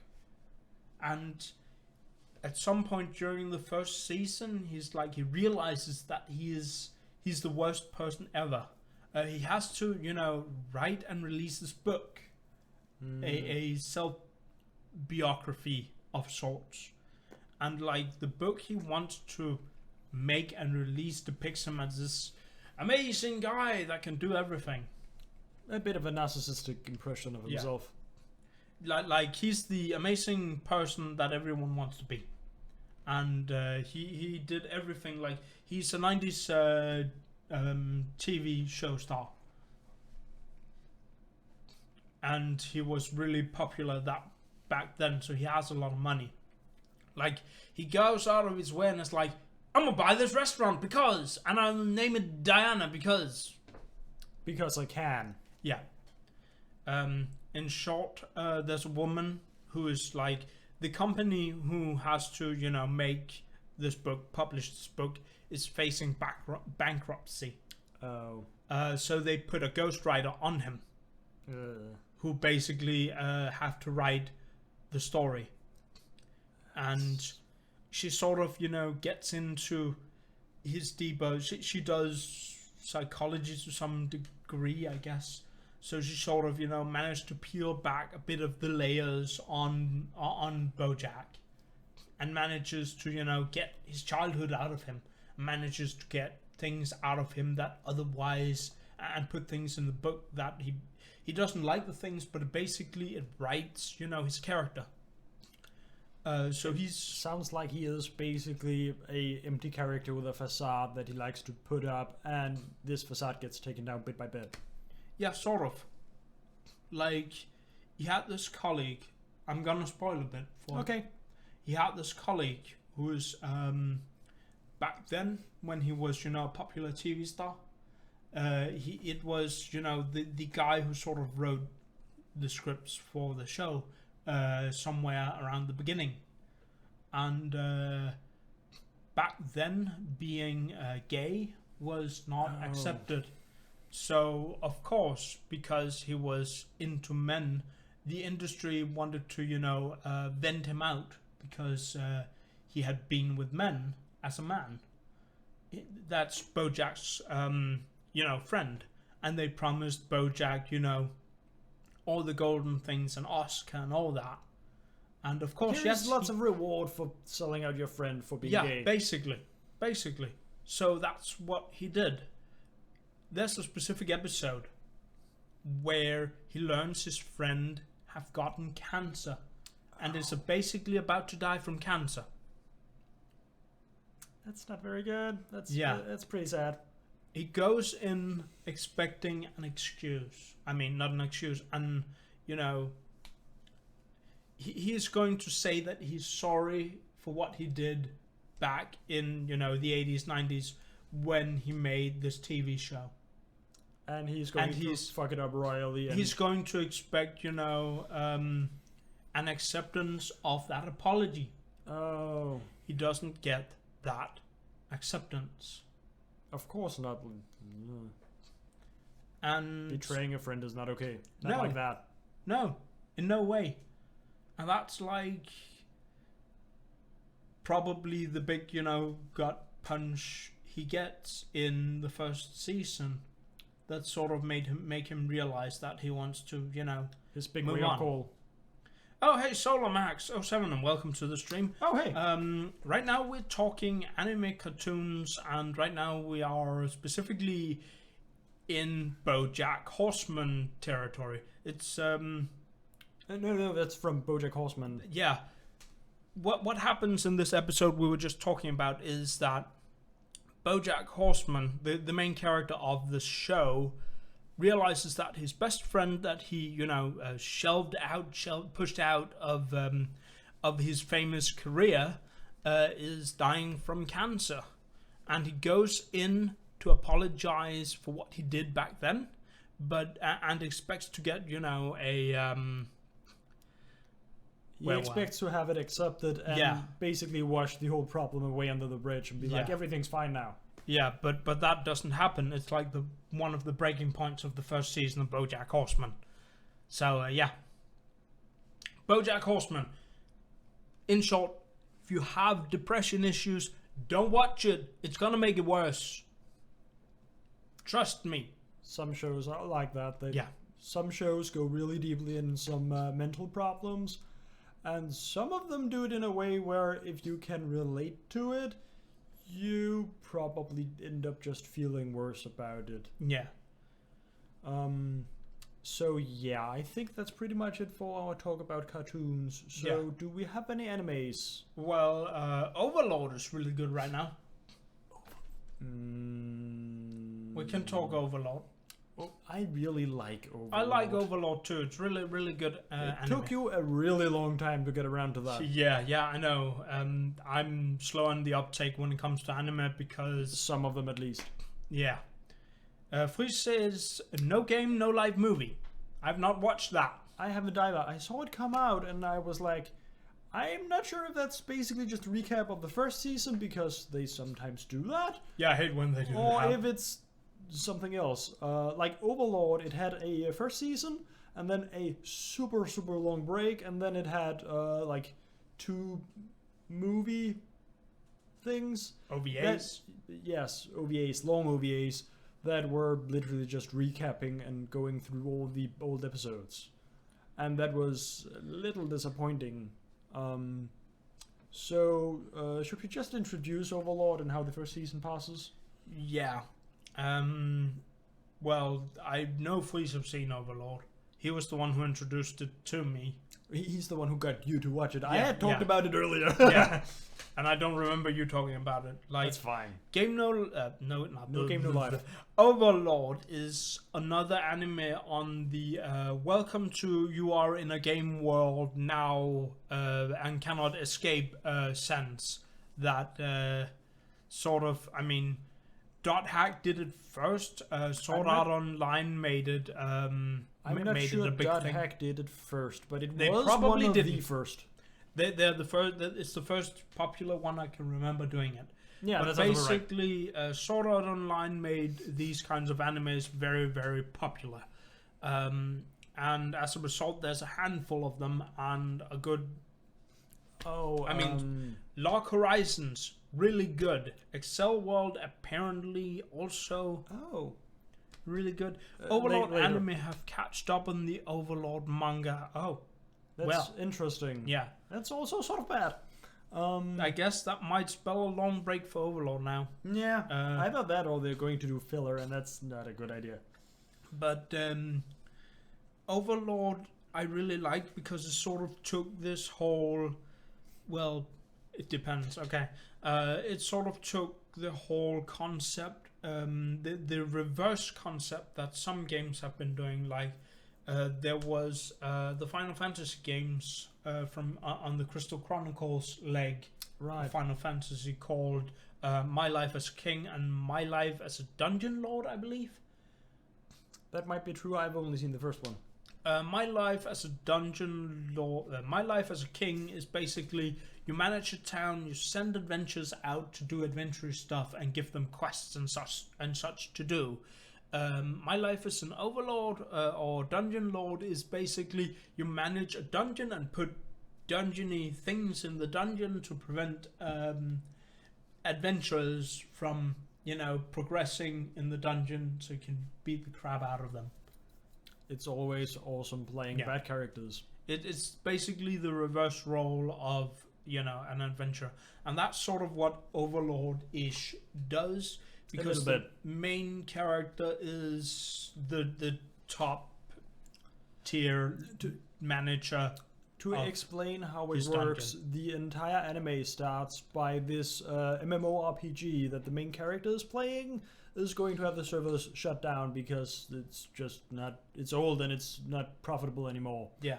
And he's sitting in his guild hall with one of his guildmates and basically talking about it's sad that the other people didn't show up and it's a shame that the whole thing is shutting down Yeah. and how everyone They else spent has a lot of time on it seems. a crazy amount of time, and how everyone else has gotten on with life and busy with real life things, basically. And the friend locks out. Also that, but later. And the friend locks out, and he basically sits down and closes his eyes or falls asleep. That's a little bit vague. And the timer ticks over for when the server is supposed to shut down. Yeah. And then it keeps going, and he wakes up being like, wait, I'm still in here. Why is the game still running? Exactly. And he's really confused. Basically, he's playing an undead skeletal mage sort of character. Yeah, they call them what? Not spellcasters, but something else. Magic casters, yeah. And he's really confused and trying to figure out about the NPCs they have in the guild, how they work and such. Yeah. And the UI doesn't work anymore. He can't message an admin or anything. Yeah. He's very out and confused, and things are just weird for him. And then the NPCs start acting like they have a character of their own, like they're actually real people. like before they're very static, like NPCs are in an MMO. They don't they don't act on their own. You have to tell them to do things. Like he tells some of them to follow him around the dungeon and what clan early headquarters and whatnot before the change happens. Yeah, and I like how he basically changes a part of one of the characters' personalities. It's basically the highest tier NPC they have in the guild, who is a demony, big busty woman, who is, according to her original character description made by one of his guildmates, a bitch. Yeah. And at the bottom of the description is like, doesn't like this the main character. No, it doesn't say that. She's just a bitch. No, I remember it specifically saying that she doesn't like this the main character. We can find it, and I can convince you that that's not the case. Anywho, it says was the sub that said that, at least. That might be the case, but it doesn't actually say that in the text. But he changed this. He changes it because he doesn't feel like her being a bitch fits with her appearance and whatnot, and he's like, I hope my friend will forgive me for this. And he replaces it with she loves his character. Yeah. And when she basically gains a personality and a life of her own, she is heads over heels for him. And he has a very hard time dealing with all this. And he's a shy person. Like, he's... Yeah, he's genuinely, like... When he tests out things... He's very confused. He's very emotional. And he ends up staring at her chest. And he's like, oh my god, I hope I didn't offend her and whatnot. And she's just happy about it. But normally, I'd be against such kind of thing. That's normally the signs of a bad anime. The whole pervy thing. Yeah, and that's probably the main reason why I didn't like 7 Deadly Sins, Nanatsu no Taisai, because it goes too far with the fan service. Yeah, it doesn't even go too far with the fan service. It just goes too far with things that doesn't, what's it called? He does things that are unnecessary for anything in general.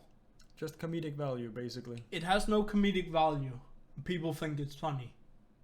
That would be for comedic like value. The whole grabbing thing. Yes, that is for comedic value. You might not think it's funny, but it's still made for comedic value. It's made for comedic value that shouldn't be in there. Fries basically brought up the lines translated. She can also show emotions like anger, grimaces, and fake tears. Her sophisticated lady's face will not break, even when she is torturing the fools who oppose her. By her appearance alone, she is a perfect beauty. Incidentally, she is a slut. She is in love with Momonga, and Momonga is the main character in Overlord. Yeah. And it's the whole she is a slut, and he says bitch. That is replaced with the she's in love with Momonga. Yeah. The main character. So, yeah. And I told you! It has nothing about her hating him or disliking him. Okay. Ha ha ha ha. But what makes it okay, like there are these fan servicey moments in Overlord, especially in the first episode. Yeah. And what makes it okay is his reaction to doing these things. Yeah. Like, he expects some of the things he does in the first episode, he expects to get, you know, a punch to the face. He doesn't get a punch to the face, but the fact that he expects getting a punch to the face when he realizes what he's doing, and he's, you know, he is in that level of, oh no, I'm sorry, I shouldn't have done all that. Basically, that makes, he is a real character, like you would expect a proper man in real life. Unlike to Nanatsu behave. Taisai, where he's just like, I'm just groping here because I can. This is okay. Yeah. Yeah. That character does have some flaws with that, yeah. Not definitely. just that, like... I mean in general, like, that sort of problem. And also the liquid magic system is like, when does it work and when does it not work, and when is this legal and not, like it... I watched some videos recently on building a magic system for a story, and it's like you can have a vague you can have a fluid magic system, and you can have a like a soft magic system and a hard magic system. The hard magic systems is like, there's a specific rule, like I could, for example, Avatar: The Last Airbender. I know it's not anime; it's technically a cartoon, but it draws, you know, in a lot of things from anime. It has a really hard ish. It's somewhere in the middle, because you can sort of, you know, it is a bit liquid in terms of where it is. Somewhat soft, but it has rules, ideas, and meanings. Like, for example, earthbenders can't bend metal. Except when specific cases. Yeah. And firebenders can conjure fire from air. As long as they can breathe, they can conjure fire. That's a rule. Like, windbenders can do it freely as long as there's wind. That would basically be air, but yeah. Yeah, as long as there's air, they can you know, manipulate it. Waterbenders requires water, but they can also bend ice. Yeah, if the temperature in the area is cold enough. They don't necessarily need cold enough temperatures. Yeah, they can just freeze water and ice but is it's just like, a different type of water, basically. It's got a semi-hard magic system, and that makes it, you know, when you see a fight, you know what you expect out of this fighting system. Yeah, like you can know, have some expectations for how the thing works, and what you can expect to see. Like, yes, if you have a waterbender, you will expect to see water flying around and cutting things if and whatnot. If there's water in the area. Yeah, like typically they bring some on their own, but but you won't see a waterbender suddenly going, oh, I turned this water to steam and now I'm choking you with hot gas or whatever. Yeah.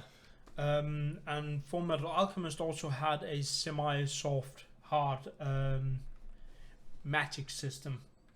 It's the alchemy system that's sort of a magic system, yeah. Well, when we say magic system, we don't refer to... It's basically doing supernatural things. Powers system, it's magic. Yeah. Like, that's what it meant with a magic system. For example, a soft magic system, a super soft magic system would be Lord of the Rings. Yeah. Like, they have no specific rule. Well, I think that if you actually go back to the original books and whatnot, he has a fairly rigid system in place for it. Perhaps. But in the movies, it was super soft. Yeah, in the movies, it's like you do what you do when you need to, basically. Yeah. In short, a wizard did it. Yeah. That was like the video's whole thing. When you have a bad soft magic system and you use it to do things with that are like, you know, super, like that one fight with where what was it again? Gandalf comes riding in with the light and the stuff, and it's like, a wizard did it. Oh yeah, the timing for when he shows up with all the riders of Gondor and blah blah blah. Yeah, sort of. Helm's Deep. Yeah. But that's like, if you have a super soft system, you have to be careful when magic happens. You have to make it a rare thing, something that doesn't, you know, solve situations, but make a situation special.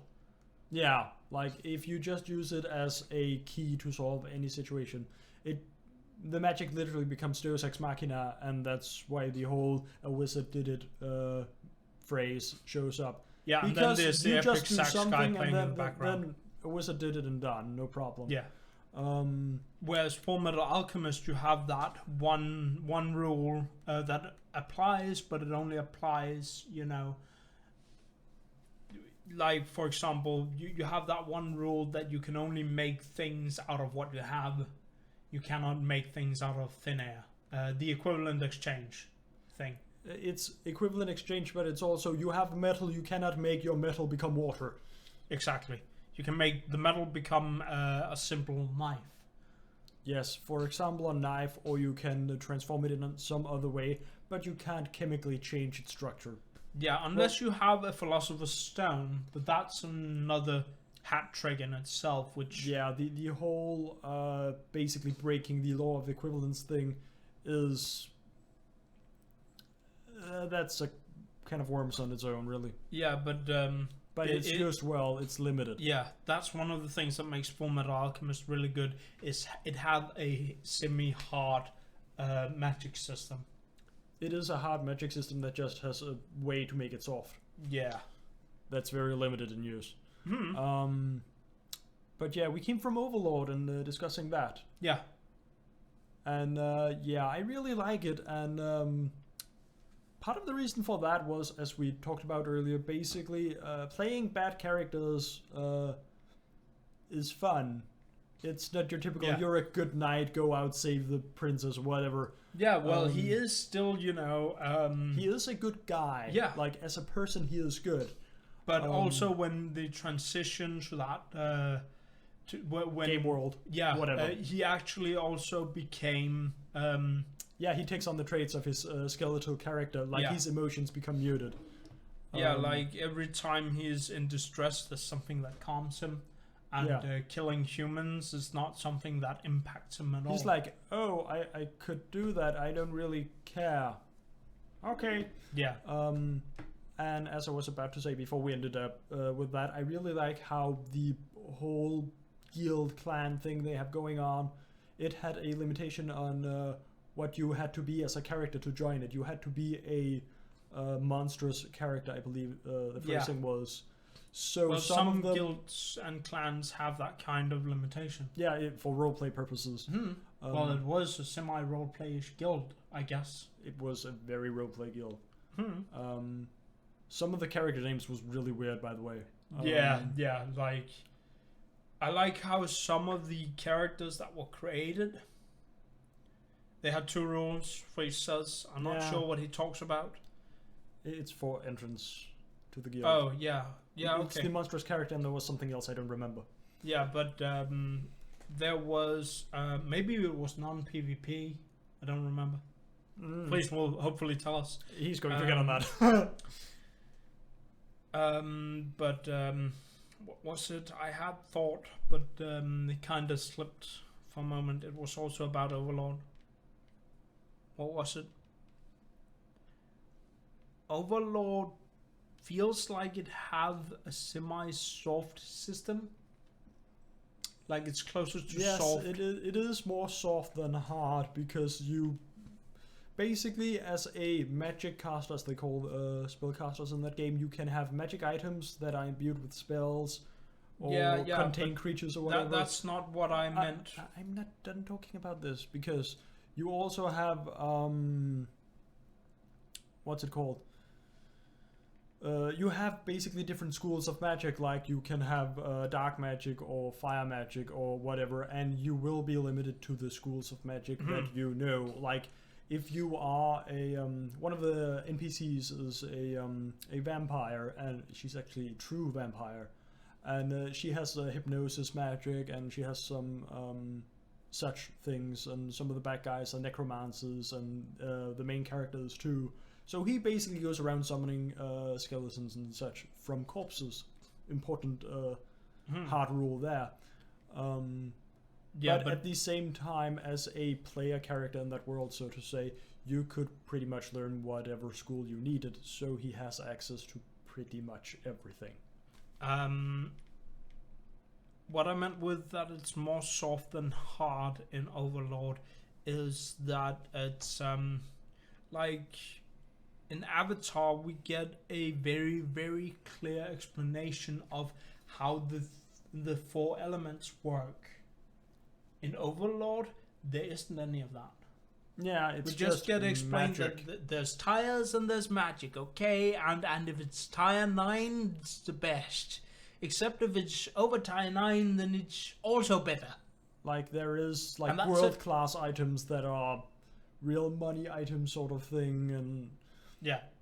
but yeah, there is a tier system in it. And Yeah, but you it- can have a tier 5 spell that's good, and you can have a tier 9 spell that's amazing. And Yeah.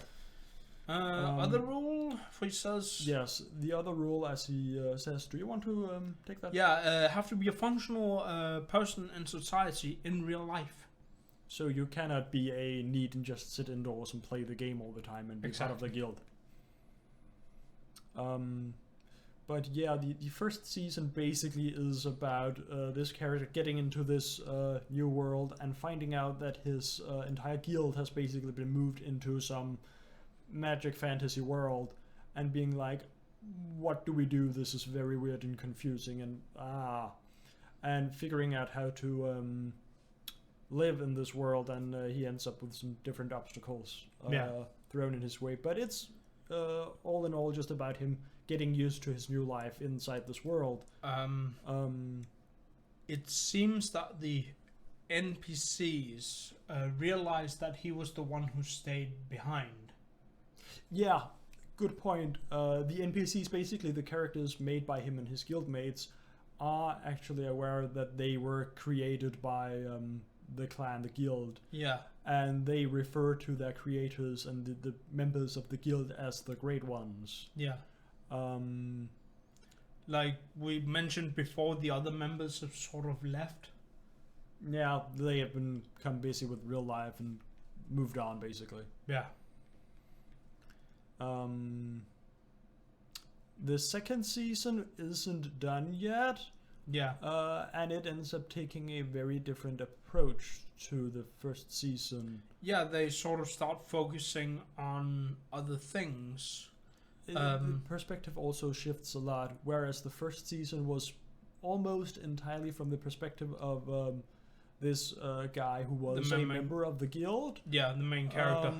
We can say his name because he was actually mentioned in chat. Momonga. Yeah, he changes his name in the first or second episode because he wants to spread the name of his guild to basically be like, hey, if there are other people from this game, I'm here. Yeah. I want to help you. The second season mostly ends up taking a very different approach to the perspective. It's different characters, but it's mostly for the first 6 episodes or something, it's mostly tied to a specific lizard man. Yeah.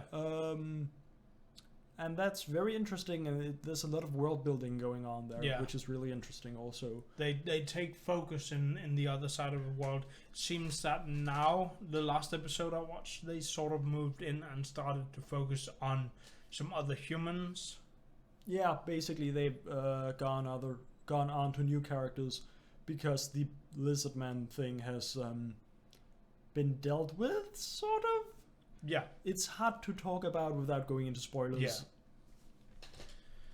But do we have anything more? Other animes, I don't know. I haven't really watched much other anime. What was it? I caught up on Naruto. Oh. Sort of ish. I mean, I watched the endings and I skipped a lot of. I simply just opened the filler list, and if it was listed as either filler or mostly filler, I didn't watch it. Yeah, that would save you a heck of a lot of time. I think I probably watched, but I dropped back a bit, so I think I probably watched about 50 episodes. In terms of actual ad episodes, that would account for 200 episodes or something? Yeah. Something like that. It's ridiculous, the amount of filler. There was one more anime, but I don't remember. Oh, right. Flea says Hakata Tonkotsu Ramens is an anime he likes. That also reminded me that he said a thing earlier we never got around to about animes. Oh yeah, that's... It's Geijietai Kanochi Nite Kaku Tatakeri. Did catch up to the manga, but the anime is the same as the manga that got written later. Huh. It's typically just called Geijietai. Yeah. Or just Gate. I've become sort of on the fence with Gate. I kind of liked it, but it's a bit with the way of the storytelling. Like, it's very prominent, especially in the first episode. Instead of, I mean, they show us that he's an otaku. We realize he's an otaku, and we spend time on getting shown that he's an otaku. And what do you think his opening line is? I mean, do you remember it? I don't. Hi, I'm X name here, and I'm an otaku. Right. Why did you do this? We already know. Just tell us who you are and say, here's my favorite anime or something. We already know you're an otaku. And it does sort of... What is it? It spends like half the first episode on being basically him running around panicking because this Kame-Con or whatever is super busy or getting shut down or wherever it is. Yeah, and out of nowhere to get his collectible thing. Yeah, and out of nowhere he's like, oh no, this guy, okay, stab. What? You just stabbed the freaking guy and you're not even, you killed a dude and you're not even nervous about it. What? That's supposed to be a hook to be like, watch more, this is interesting and weird. Yeah. There are some people that really don't like hooks of different types. On that topic, Hollow Knight is a game I really like. It's really, really hard. It's very Dark Souls inspired. And there is this streamer on YouTube I watch that I quite like. He really, really, really, really, really, really, really didn't like Hollow Knight. And part of that was just that he didn't enjoy the way the story in the game was told, because it's not very direct. Most of it is environmental storytelling. And like some of the items where you're supposed to use them and whatnot is also just, there's a symbol here and then you get the item and it shows up with a symbol and you have to put 2 and 2 together. Yeah. And he was very frustrated with everything, and that's a shame in my opinion. Wait, but what game were we talking about again? Hollow Knight. Oh, okay.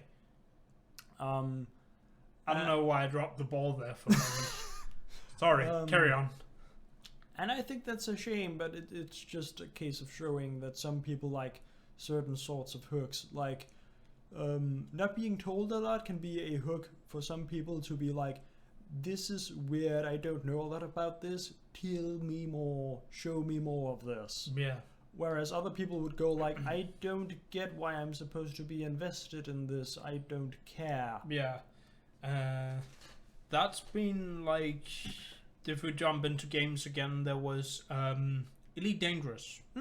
It's, you get thrown into the game and you're basically not told anything. You're not, you don't get to, you're not held hands and you're like, I had a discussion with a guy who was like, well, there's not anything that sort of hooks you on to any campaign or anything, and he this was a big problem for him. Yeah, some people would have problems with that, others would be like, great, I can do whatever I want. Yeah, and I really like that part of Elite Dangerous, the freedom to do whatever. Personally, I like being guided slightly because I like having some idea of where can I go to progress, and that's a part of why I like Warframe, because it has a quest system. Yeah. But most of how you progress in the game is unlocking new maps, new missions on different planets, and getting new gear, and most of that is something you can just figure out by checking out what do other people use and what can I buy from the market, and I get different parts of things as I do missions, and what can I use this for.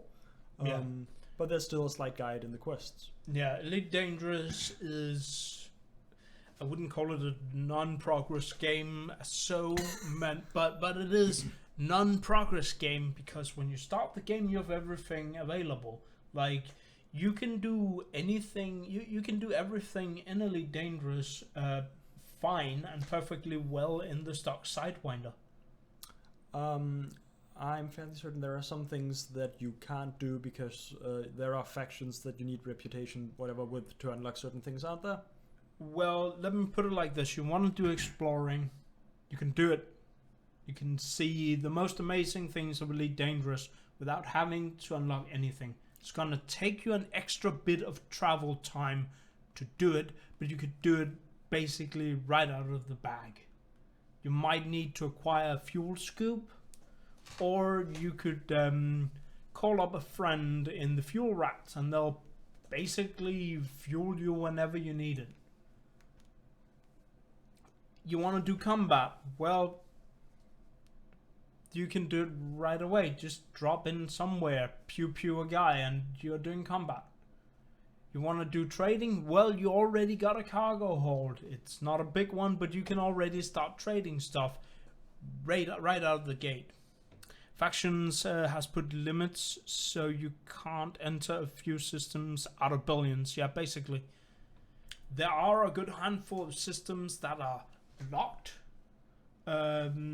Especially out around the Horsehead Nebula and somewhere on the other side of the core of the galaxy. But these are locked for, I believe, story reasons. But yeah, like... There are billions of systems, you can see the entire galaxy.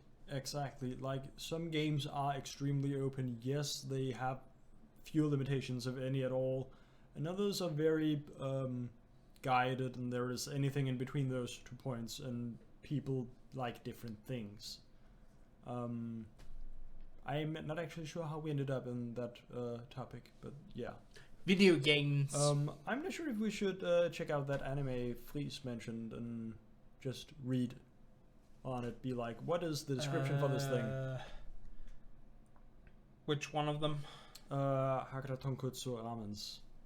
Well, I guess we could if I pull up a synopsis on Anime Planet or something. Yeah, I was thinking just get a vague description of it.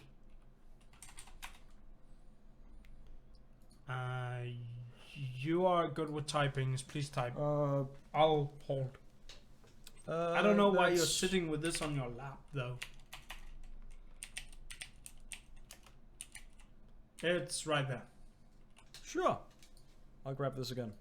And I'm sitting with this on my lap, basically, because if I put it down anywhere else, I feel like I'm just going to push it down on the floor or something. So the synopsis on Anime Planet for Hatake Kontotsu Ramens is there's a person you desperately want to kill. Now, how do you kill that person? At a glance, Fukuoka seems like a peaceful town, but crimes runs rampant behind the scenes. It is now a battleground of professional killers, with urban legends suggesting that there is even one who specializes in killing professional killers, assassins, detectives, revenge seekers, informants, torture specialists.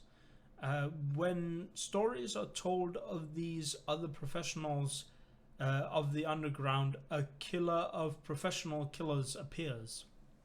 That sounds very interesting. The source is Crunchyroll, apparently. Yeah. Like, I can see myself looking at this. I think I actually either have it or had it on my backlog of animes, and it's quite long, actually, that backlog. Yeah. I need to get through things at some point in time, but I have a bunch of other backlogs too. So. Yeah. Well, I guess it is time to take a short break. Because we've been going for 2.5 hours now. Pretty much, yeah. And when we come back, we'll do this thing that Katal have over here. I got a thing from my mom to bring, and it's food. Weird. We're gonna eat on stream. It's a weird thing. Yeah. We're gonna eat a weird thing on stream. I don't know how I feel about that, but yeah. We'll be back after a short break, so see you in a bit. I usually look at all the new anime in a season, but I haven't gone through them this time, says Fleece. Yeah, I usually just skip looking at seasons. I've gotten tired of, trying to find something new, and now I just go by word of mouth. That's decent. I tend to do the same as Fleece and just check descriptions for whenever I see new things pop up. Yeah, but I usually just go by word of mouth. Either way, we'll take a short break, and then we'll be back in just a few. Bye. And we have some music here. Oh yeah, let's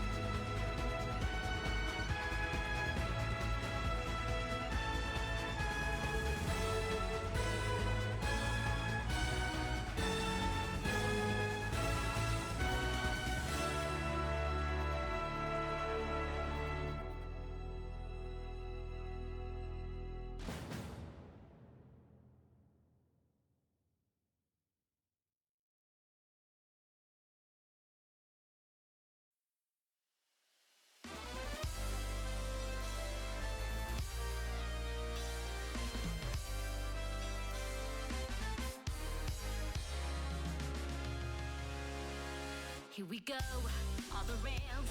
Don't you know it's time to raise our sails? It's freedom like you never knew. Don't need bags or a pass. Say the word, I'll be there in a flash. You could say my hat is off to you. Oh, we could sail all the way to the moon from this great wide wacky world.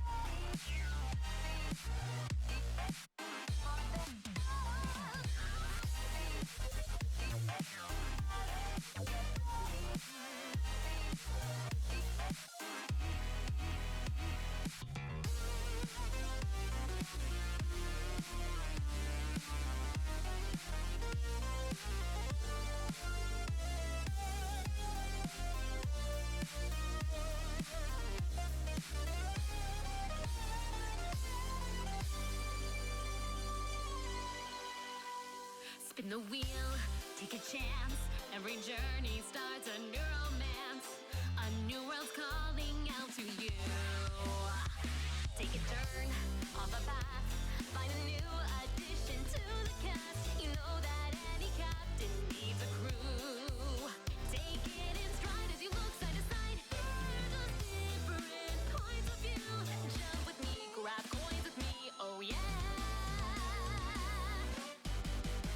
Come on and jump up in the air. Jump again.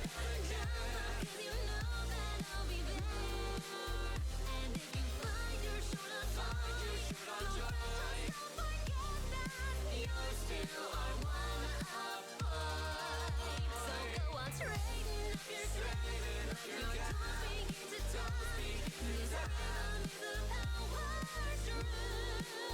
Jump on it, you're the superstar. No one else can make it this far. But come through that dash. Now you've got the knack. Let's do the Hello, ladies and gentlemen, and welcome back. That was a short break, and we've restarted on drinks. We have had a thing. Before we start the video game, which is not a surprise to those who've been here, but would be a surprise to newcomers. Well, yeah. Either way, I'm Solva. This is still Catal. I'm still Solva. This is still Catal. You have a thing there. I Now, have a thing. this is not an ad. Yeah, we're not sponsored or anything. This is. It's Catal's mum. I didn't even know about this until I was basically just, oh, this is a thing. There's a little note on this saying to us, okay, weird. I don't know what's with his mum. My mum doesn't do this. My mum is weird. This is just a fact of my life, and she is really good at finding some strange things and weird snacks and whatnot, and be like, ooh, my son would like this. Let me get it for him. So she got me, and Eggs. Oreo eggs. These are supposedly chocolate eggs that are filled with Oreo cream. And this is now food stream. Yeah, we're taste testing. If I can get this open, there we go. Taste. Oh, there's a spoon. Oh. there are two. Oh no. That's 3 spoons. Oh my god. No wait, I only there's see only two. Spoon in package, ladies and gentlemen. Yes. So you want That hints at that the content is eatable. Like, yes, this should be edible. This baby blue-ish Oreo egg. well, it hints at that the insides are fluid. Oh yeah, like I'm not sure how fluid, but perhaps. And just to open this and show the stream Kind of hollow. like this. There we go. I'm a little uncertain about how. I just bit off the top. I But have yeah, a this is feeling- Oreo. Yeah, this isn't too bad to chop into like this. And it's not liquid inside, and it's not even solid inside. It's hollow. It's kind of mushy. Yeah. But it's good. I'm already done. This is pretty good. I probably wouldn't buy these myself. Yeah, no, I wouldn't. I would just get normal Oreos or whatever. After the first test of the inside, I just ate the whole egg. Yeah. But yeah, thanks to Catal's mom for sponsoring that one. This is going down the gullet. That's basically what I did. Okay, ladies and gentlemen, that was chocolate egg, I guess. The big question is, can I update this one to how is it even spelled? I don't know. Like, what's the thing? Uh, Them starts with a T. that. Wow, that's really stick in the mouth. Question is if it will even go into this pop, if it even exists on Twitch yet. That's a good question. Twitch is a little better at handling this. So the game we are going to fight is called Them's Fighting Herds. Little bit weird name. If anyone have been invested in, well, let's make it a thing. Me and Katal used to be bronies. Yes, it used to be. That's a while ago, actually. Yeah. The reality is, being a brony didn't actually. It was a label we kind of put on ourselves, I guess, in a way. Sort of. Like, you introduced me to the series, and we were like, yeah, this is a really good cartoon. And today is sort of like, I still love the show. I still love the characters. I still think they are some of the cutest, and especially Rainbow Dash is still very, very awesome. But I just don't watch the show anymore. It's not interesting. It's not enticing anymore. Like, I went ran out for of too my long, basically. It lost yeah. I its guess you appeal. could say that it suffers from seasonal rot, as the experts call it. Oh, yeah, there's a term for it. But basically, the show. Still love the show, yes. First couple of seasons, really good.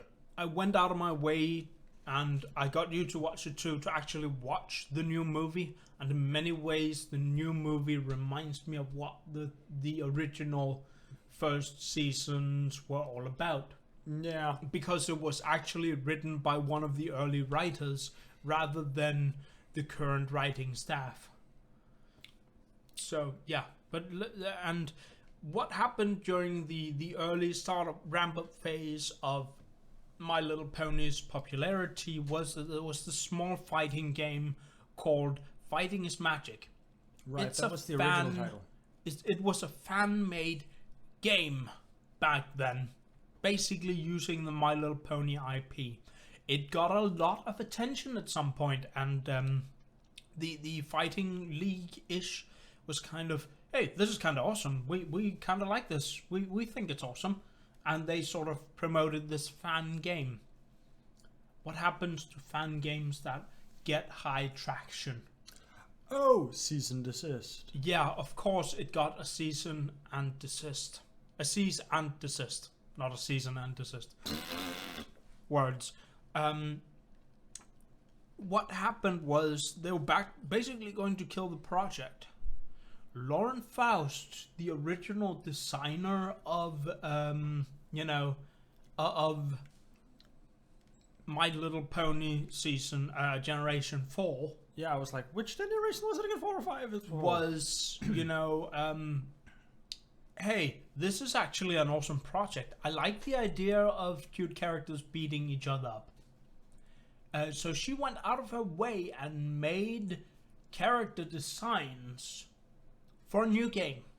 Completely new character designs for this fan game. Yeah, To basically swap out what they had in terms of art and naming and such. yeah. I believe she did it for free. Yeah, she did it entirely for free. That's pretty awesome. She's a good woman. Yeah, like she really seemed to take a liking to this project and these guys from I don't know far away who made this. She's literally the reason it still exists. Yeah, I guess, but also the help of backers, because they didn't have the financial. I mean, they were gonna make it anyway, regardless, but they didn't, and we'll probably have had, them fighting herds in a few years from now. Instead, we have it today, thanks to backers. I don't know. It's a long time ago that I backed the game. But it technically got released recently. Yeah, You can buy it on Steam now, I but only in its early access version. Oh, I actually talked about it earlier when we discussed the game in the last section. And I talked about how I shared a link with you to a streamboard of something. It was this game, and I was like, this actually looks pretty interesting. Yeah.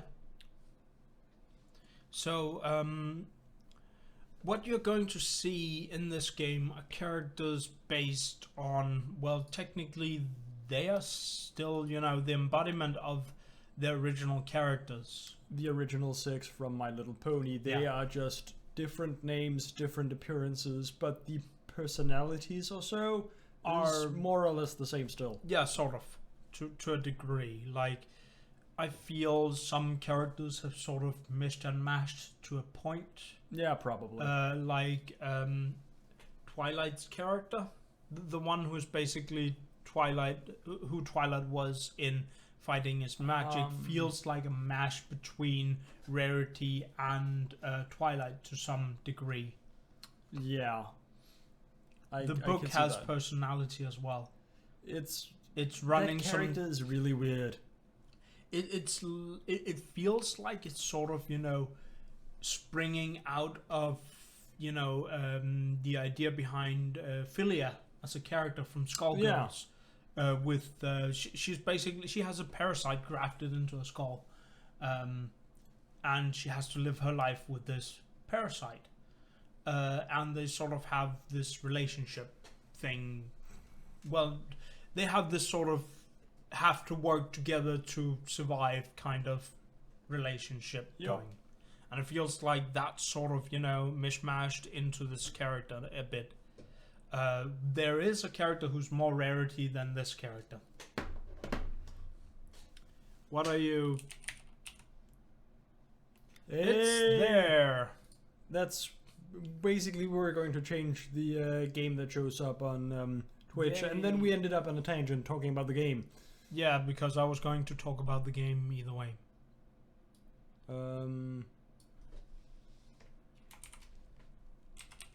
Playing. You can just copy paste it. No, I don't have. The down there, the title of the game. Playing. Yeah, I was just VS. Oh. Because as far as I know, story mode bugged out.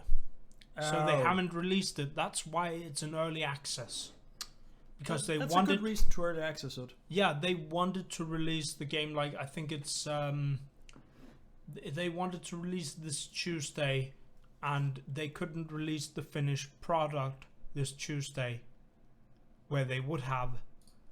But then they decided, instead of pushing the release 2 days, 3 days, a week, to get, the finished version out.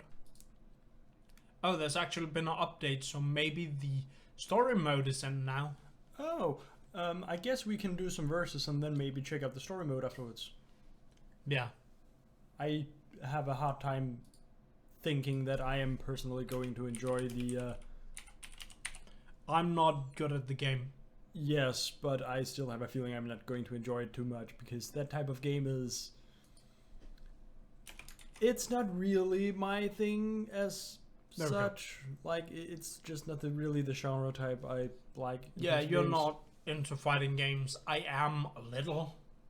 Like, I used to sort of be, but in a very, very noobish level, back with, like, Taken 3 and whatnot. Yeah.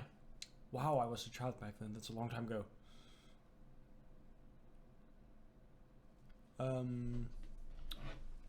Or maybe story mode might not even be fully out yet. Yeah, we don't know. We'll figure that out.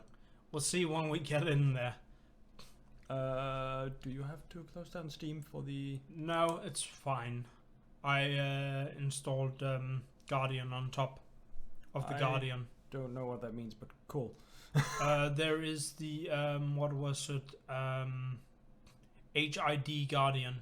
Human Interface Device Exclusivity Guardian. It's basically like these controllers want exclusivity mode, to work in certain games. The audio from the game might be loud. Do tell us if it's too loud. Like, well, I'm gonna have to go into the options menu and dim it down to like 50% either way. So prepare for loud sound incoming. sorry. Sorry. I also have to set up the thing. I'm just skipping. Press that way. There we go. Options. Game settings. They don't have an overall volume. Oh. Let's jump out here for a moment. I want to do this and say here. Let's see how that looks. And we need to get into the... No, I just wanna... Yeah, I was thinking that. Yeah. Maybe plop it down a bit. Do you think that looks good? Please tell us how it sounds. I hope he's back from the break. Well, we'll see. Back. It's okay. It's okay. Good. Good. Good. Okay, good. Single player. Game video on stream. They're still watching us. Oh, right. I don't know if this will work. Of course it won't, so I'll say game capture properties, specific window, let's... Yeah, it remembers. Them fighting hurts. If I could read... Yeah, there we go. That's still very... There we Oh. have something. It's very black. Usually comes in here. There we yeah, go. that's fine. Now we just... Story mode is not here. That's fine. So multiplayer. Local And VS. Local versus. Okay, so one thing that's funny about the music is when you have... Try jumping into the middle here. With the random. I'll bump this one up a bit so you can hear it. If you listen to this. And now I switch over here. Try switching. And if I go alone, it's kind of neat, right?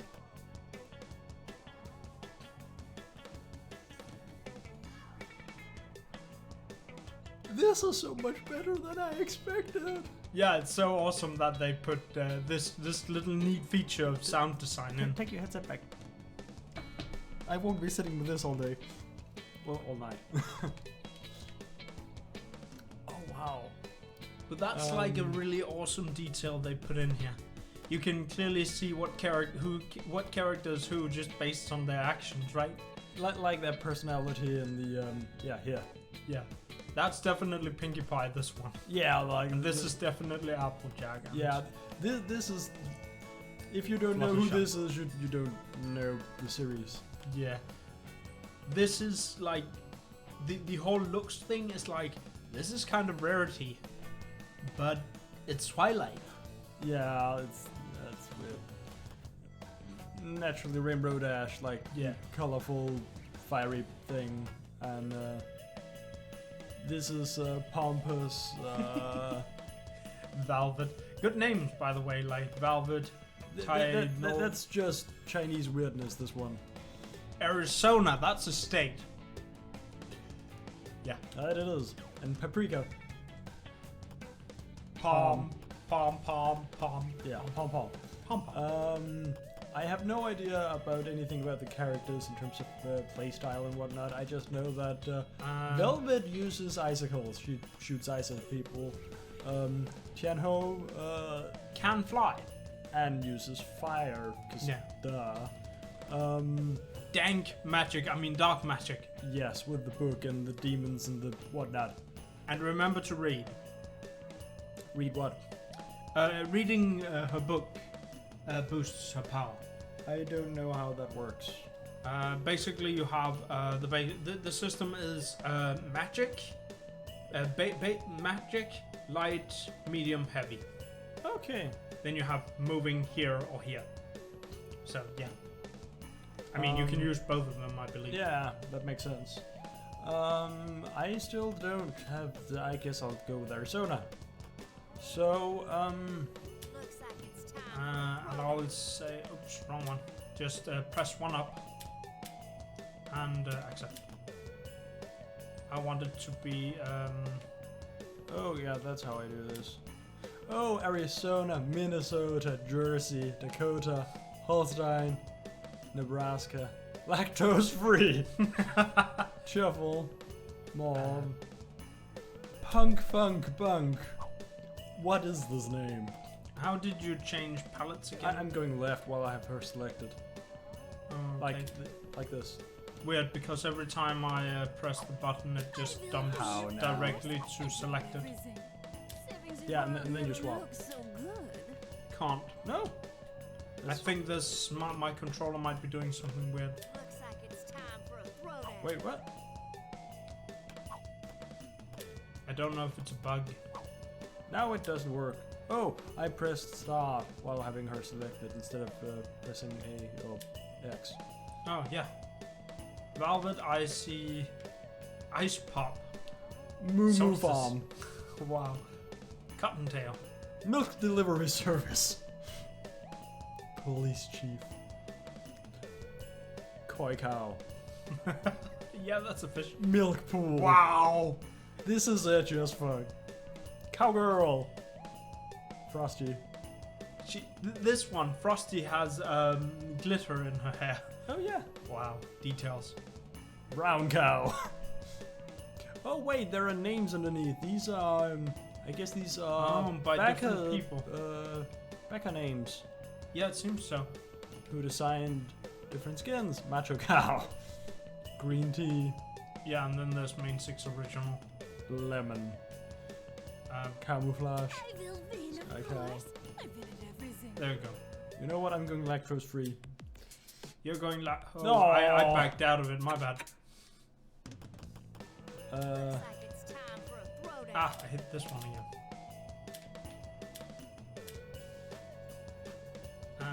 Training, Velvet. Where do we want to go? I don't know. I'm fine either way. Bah. Bah. Sheep. Ooh, random. Who knows? Oh, it went to Arizona then. Yeah, random to Arizona, I guess. I don't know if you wanna. They're doing that taunt. Yeah. Do you want to look at a command list or something? No, I just wanna start by having a idea of how I. Ah, blah, blah, blah, blah. Oh. So I've obviously had a little time with it.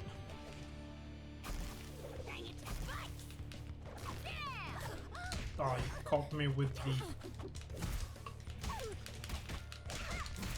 Ah!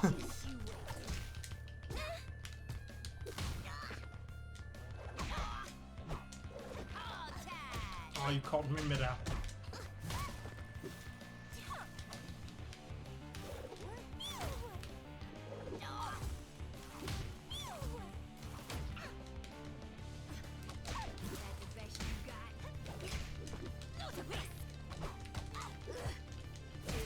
Oh. KO! And yeah, you can tell that I have far less experience with this type of game than you. Yeah. Also, you know the game. I don't know how I this know it a super little. level I've works. had 44 minutes in here with it. Ah! No, I didn't have enough to.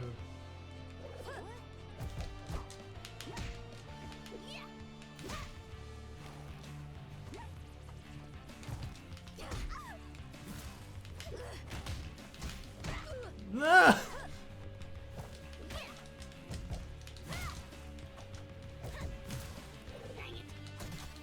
Oh, there's a very specific range for that magic. Yeah, My god, it's pain being in there and...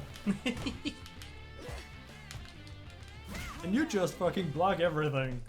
not quite. I lost a bit. It feels that way. Whenever you start blocking, it's just I can't Yeah. hit anything. Nay, main menu. Nay, min menu. Yes. What did you pick? Rematch. Okay. I still don't know how the super and whatnot works, so I guess I'll just have a quick look at the menu. Now? Yeah. Okay. Fight. Player 2, pause. Command list. That's while facing right. Okay. It doesn't give Running. here's the one. That's for all characters. This game is in many ways a bit smarter. Where is Then- the C and D buttons? What? How does? That's A is light attack, B is medium attack, and C is heavy. Yes, but And D is magic. So- like so I it's- told you, it's like A, A, B, C, D. C, D. Yeah. Yeah. Okay. Sure. That's good to know, because I was like, yeah, there's an A and a B, that's fine, and then C and D, and wait, what? A, B, C, D. What? There are dashing, this anti-air, launcher, grabs. When near an edible gift from Paprika. Yeah. But we don't have her in this match. No, it's just, there's a specific thing for that character. Cool. Yes. I don't know how to block. I don't either. Like, it just seems like you push. Oh wait, I backwards or realized something. actually during this fight how to block. You You can run. I can't. are you sure? Says up here, run.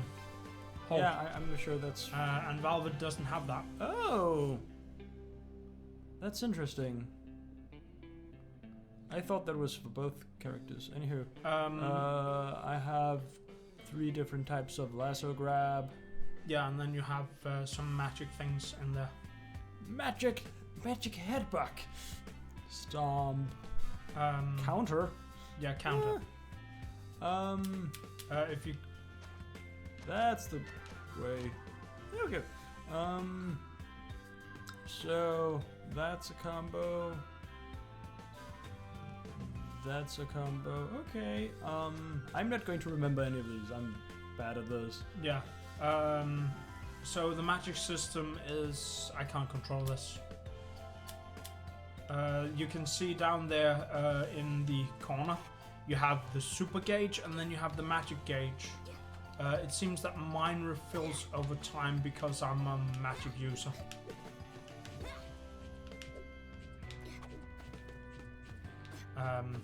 Oh, if I just press up, I only jump up and I can't actually move to the side while airborne. You ready? This is going to be really weird because jumping forwards is awkward as flap. Doesn't feel that awkward to me. Like if I don't want to run at first, I just ugh. But yeah, okay. I guess let's. Wow, that's. Oh right, the crouching thing is. Wow, just the animation for this is a thing. Wee, wee, wee.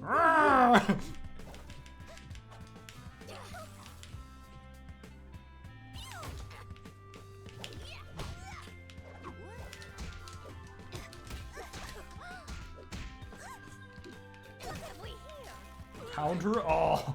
That was a grab, actually. It said counter, but yeah, it's because you countered my attack, I guess.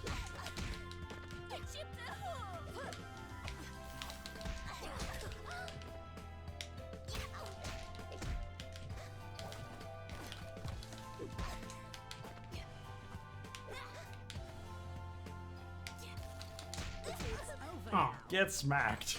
for once. It's because I also get how the combo system works now. Yeah. Instead of just, you can combo with the same attack twice in a row or something, no. I don't know how I... Okay, sure.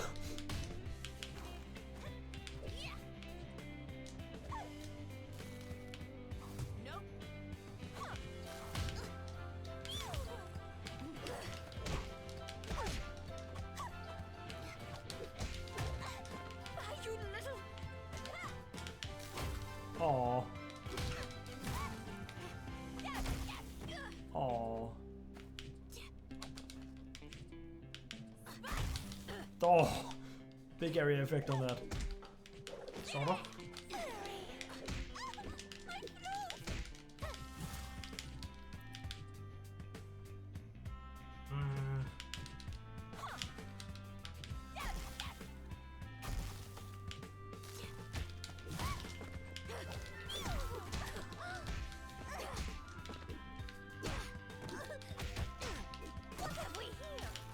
Ow. I keep forgetting how to do things.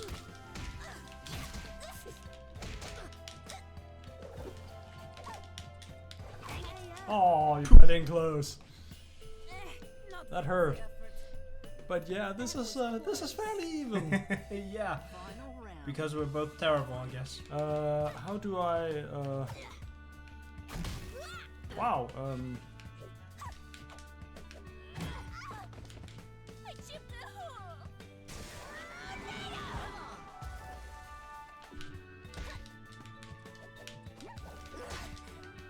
Get slammer-whammered.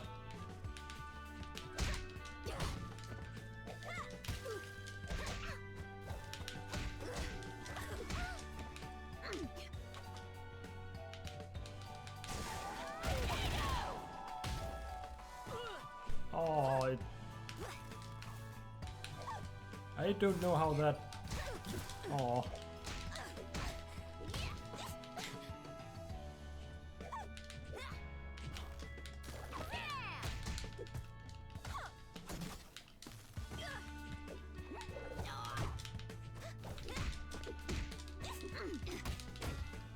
You little... Dang it. Oh, Get whacked with my horns. yeah. I can't figure out how to use her super because it felt like I did the input right, but it didn't work. Yeah, I might have been fighting pushing the games wrong are button. usually a little finicky. What is good about fighting is magic is that it's very simplistic, especially like when you look at the tiers of fighting games. You have the hard ones like what would it be? Street Fighter and Mortal Kombat and Tekken, and then you have games like Skullgirls, which is like for a long time it's been considered the base game to start at if you want to do sort of ramp up and become good at fighting games. Because it has a good tutorial and Yeah. teaching mechanics. This game is simpler than Skullgirls. A lot. Yeah. Holy Christ, like Skullgirls makes me think like, yeah, I'm not going to play this. This is going to take me too long to enjoy. But this actually feels okay. It's the only problem I have with this game is that it might end up being so simplistic that the joy sort of disappears too quickly because of the lack of variety. It feels like it has a Super Smash Brothers kind of vibe to it a bit. Like Super Smash Brothers yeah, I is, guess. it's easy, super easy to learn. It's probably one of the easiest fighting games there is. It's more simplistic than this. I don't agree. Well, for starting degrees, I'd say. So, you want to switch character? yeah, let's try something else. Okay. I haven't actually tried, what's it called, paprika or palm yet. I'm gonna try Palm, please. Floof. Floof! Yeah, Catch 'em all. Oh, painful. That's one they made. Smashy. Wa mama? Oh, do you know this reference? No. Wa mama, the skin I have. Johnny Bravo. That's Johnny Bravo. Wow. Mutton chops. Who? I don't know. Oh, she has so few skins. Oh, it's because there are no backer skins. I'm just gonna be Johnny Pom Pom. Pirate. White pirate. What? Sure. Emperor. Go to. Is that an Emperor's New Groove It reference? feels like that's a reference to that, yes. Seasoning. Wow, seasoning is... That's a name choice. random again. Yeah, that's random. Velvet.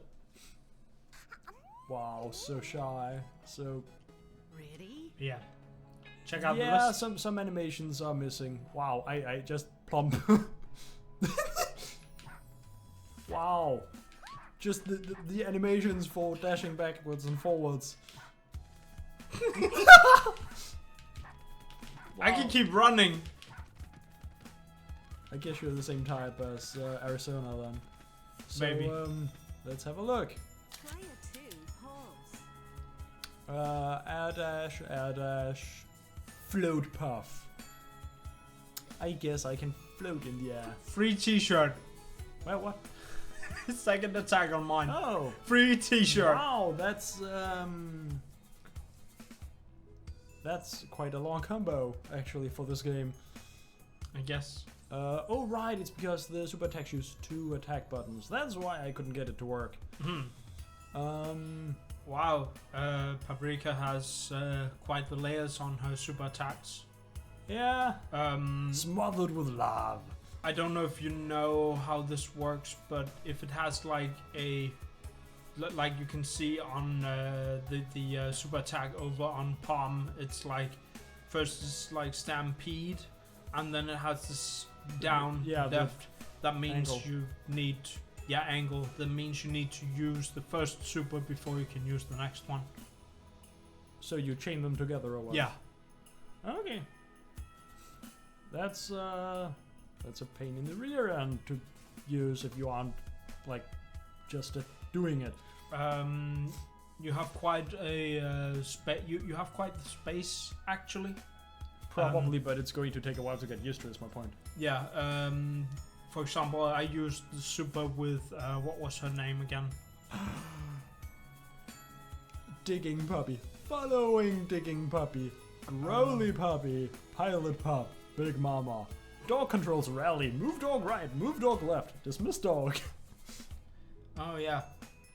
Palm likes to fight using her dog. Oh, She's basically a remote control character. this is really weird. Magic random gift toss. Yeah. Rolling Random gift. toss up. Flower pot. Edible gift. Yay. Oh, the dog has different attacks. Yeah, it's split on the. Okay.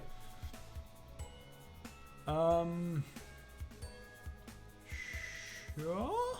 Like, Palm's primary combo magic things are like quarter circles, Yeah. backwards and forwards, and she has holding into button things. Once you get used to the what's it called? Palm has bark. Rough. Okay. So yeah, are we cool? Yeah.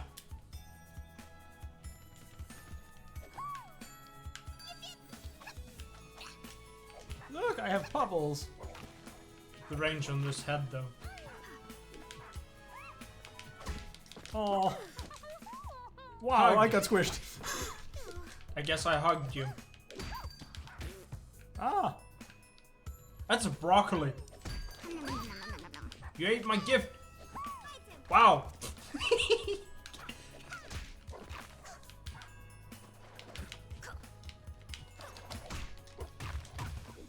Ooh. That didn't do a lot of damage though. Yeah, Palm is focused on damaging with pets. Hug. Oh. Get them. Apple.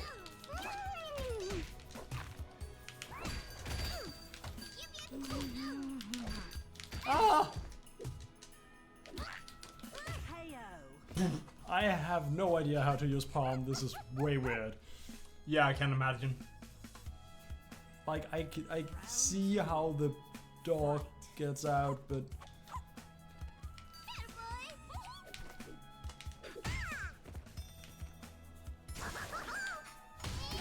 Oh wow, How did what? How do I even deal with that? Basically, you have to, when you notice the attack shows up, you just block in the opposite direction. Yeah, but that's. I had to know that was coming from the other direction too. Yeah, but neither of us knew it would happen in the other direction. Exactly.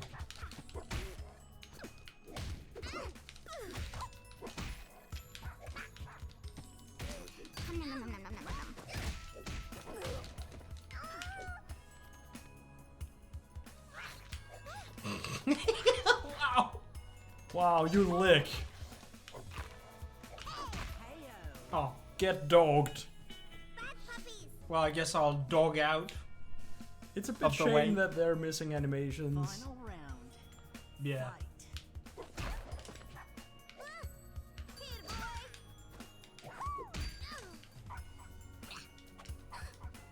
Oh.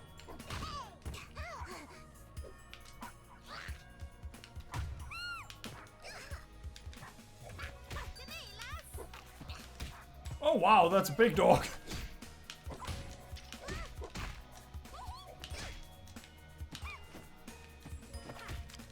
Oh, that's bad. Apparently.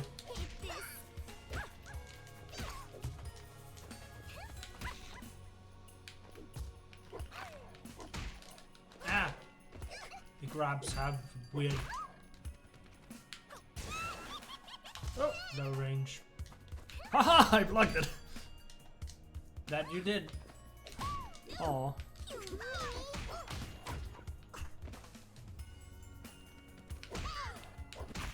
No. Get dogged again.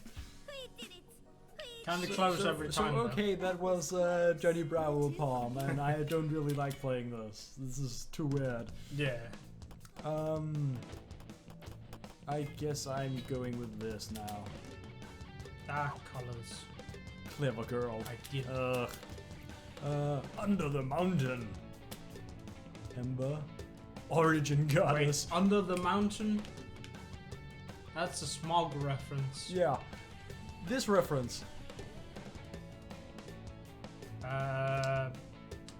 Okami? Okami.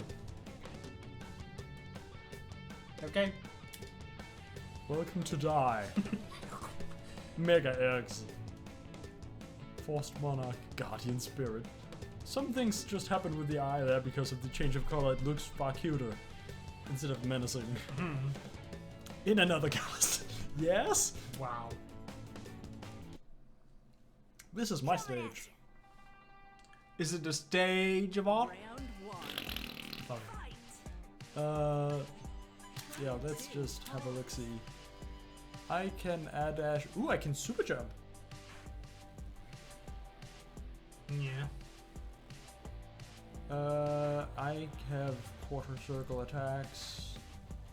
One of those is a grab. Firecracker attack. Firecracker flip. Flight. Okay, interesting. Right, I keep forgetting how to use supers, so I don't use them. I'm good at this.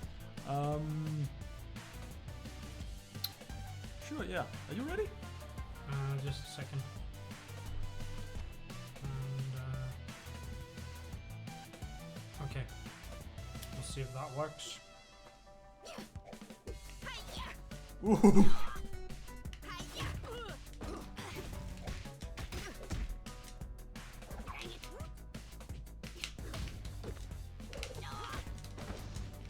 Blah! Blah, blah.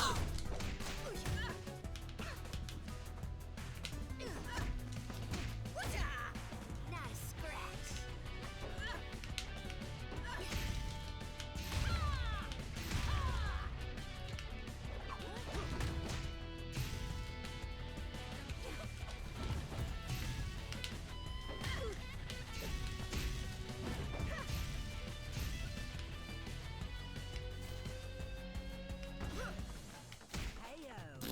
Wow. Like a Okay, I sort of like this character. She's really weird and she's all over the place, but she's pretty cool. round two. Fight. That's not what I wanted. Now it's my turn. See? Ah!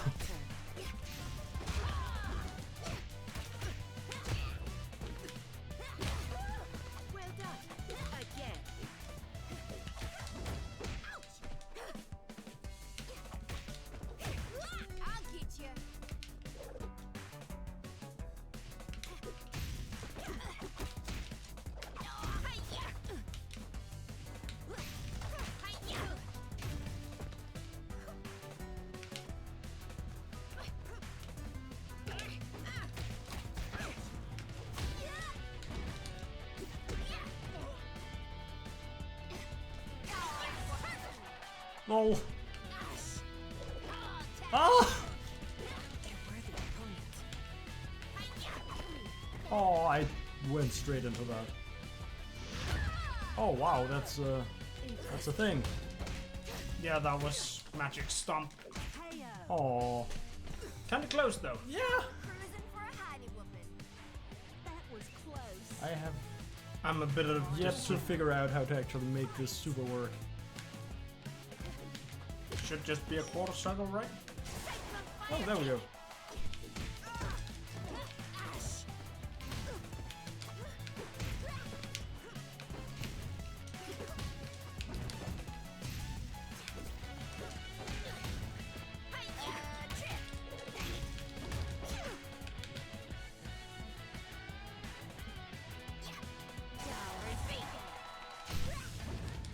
I didn't even jump that intentionally.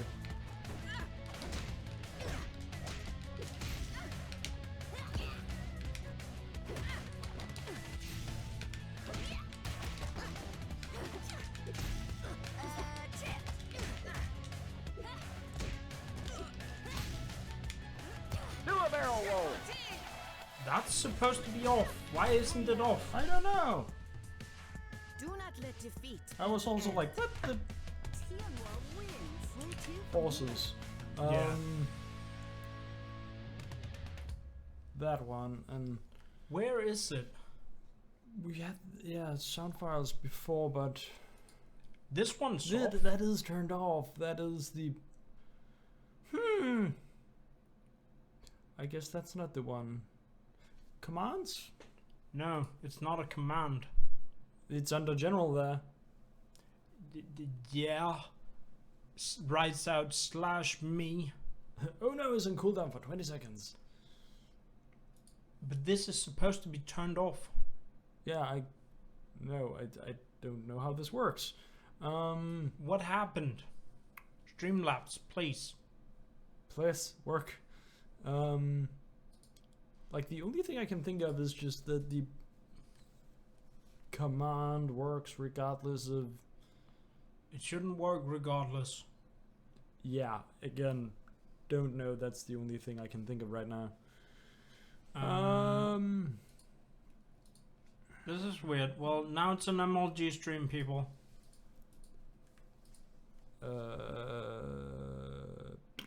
Why has this been what? Oh, it's the editors. Yeah. Wait, this is... This is different.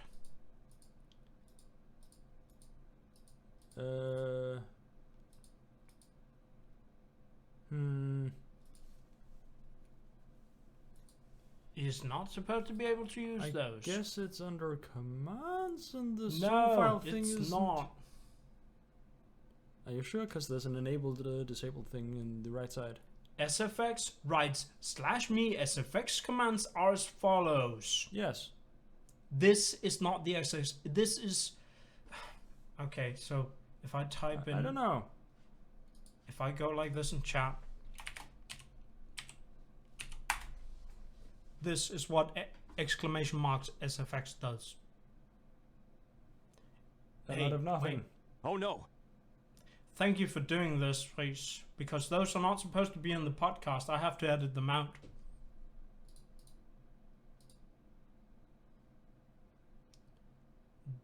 What happened? Yeah, you're right. They're in commands. Why are they in commands? I don't know. I guess it's their update doing funky things. This is dumb. I agree. Sure, but why does that connect to a sound file while the sound files are turned... huh? That's just the volume and votes to that. What? Well, thanks for messing this up, Streamlabs. Why are you so terrible at this?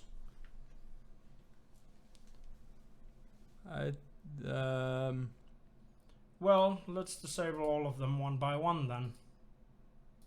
You know what, we're not having commands tonight because I don't want to read any of them.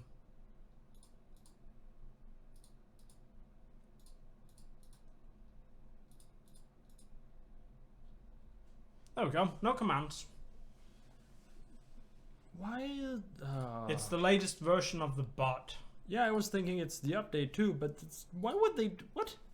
This is dumb. Switch or rematch?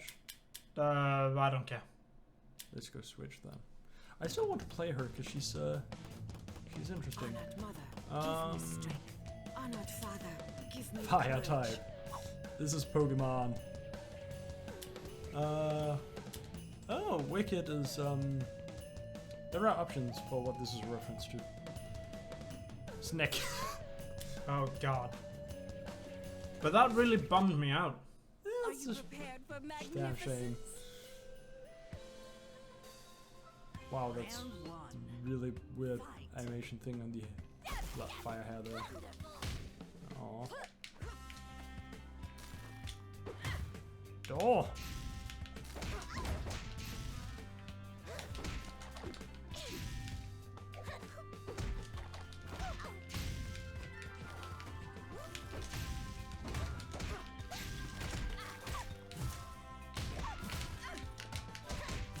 Oh!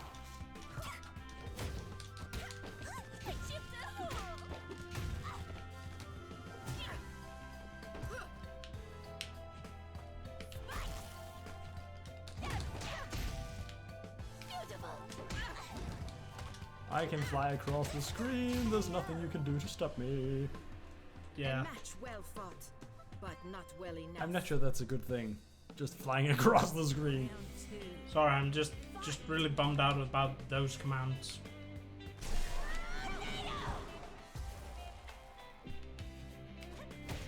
Now it's Ash.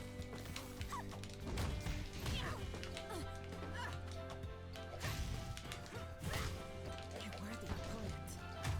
Oh.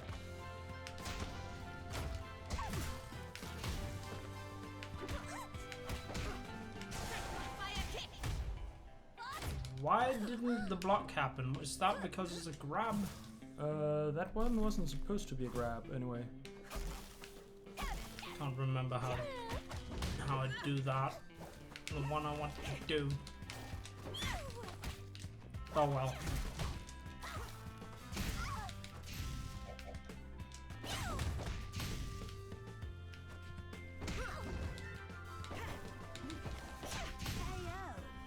Flame on!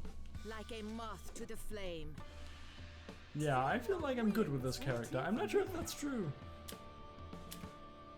Hmm. Honored mother, give me strength. Honored father, give me courage. Blue eyes, white dragon. Weird. Spiral. This is Spyro. Yeah. It Oh is. wow, yeah, okay, that's not prepared. This is this is Warcraft. Now we're Warcraft.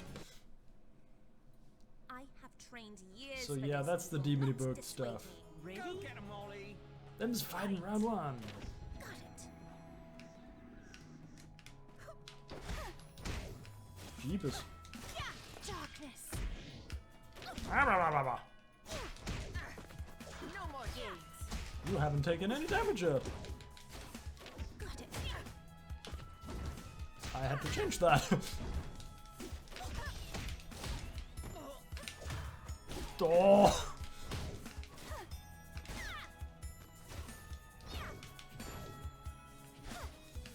I haven't.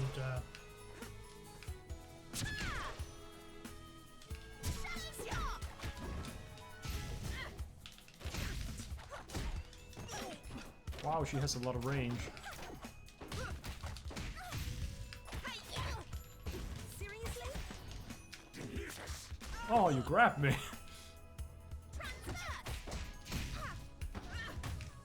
No more games.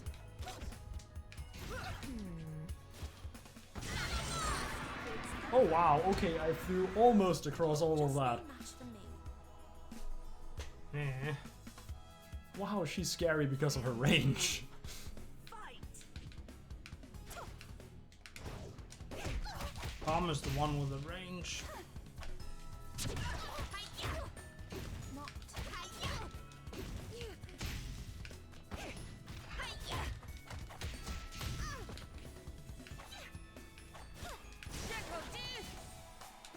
Okay.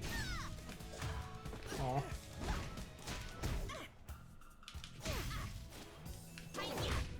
Wow, that was a big smash.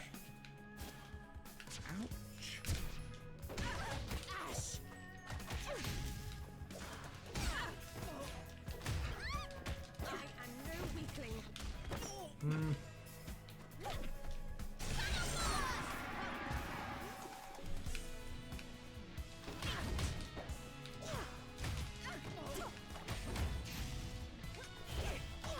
Heyo.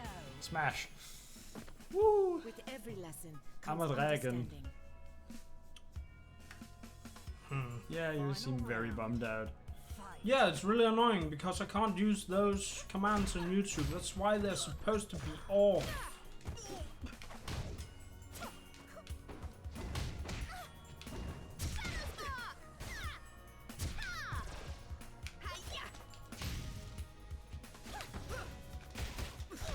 Oh, so that's how I...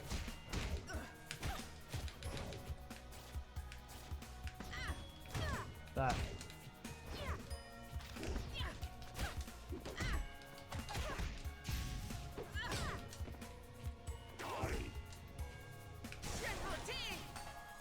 Okay, that's very limited in range. Yeah, it's a kick. It's a super, I was like, maybe that has a little bit better range now? Depends on the super, really. Yeah, but I thought it might have a better range than it did. That's why I'm like, okay, sure. Well, what now?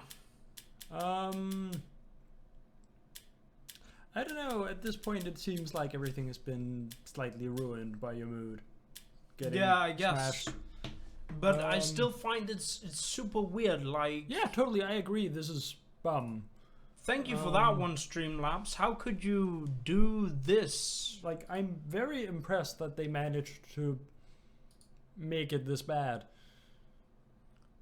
Like, why are Like, they even there in was- here? There was a very easy way to turn that on and off before, and now it's individual basis or whatever. That's dumb.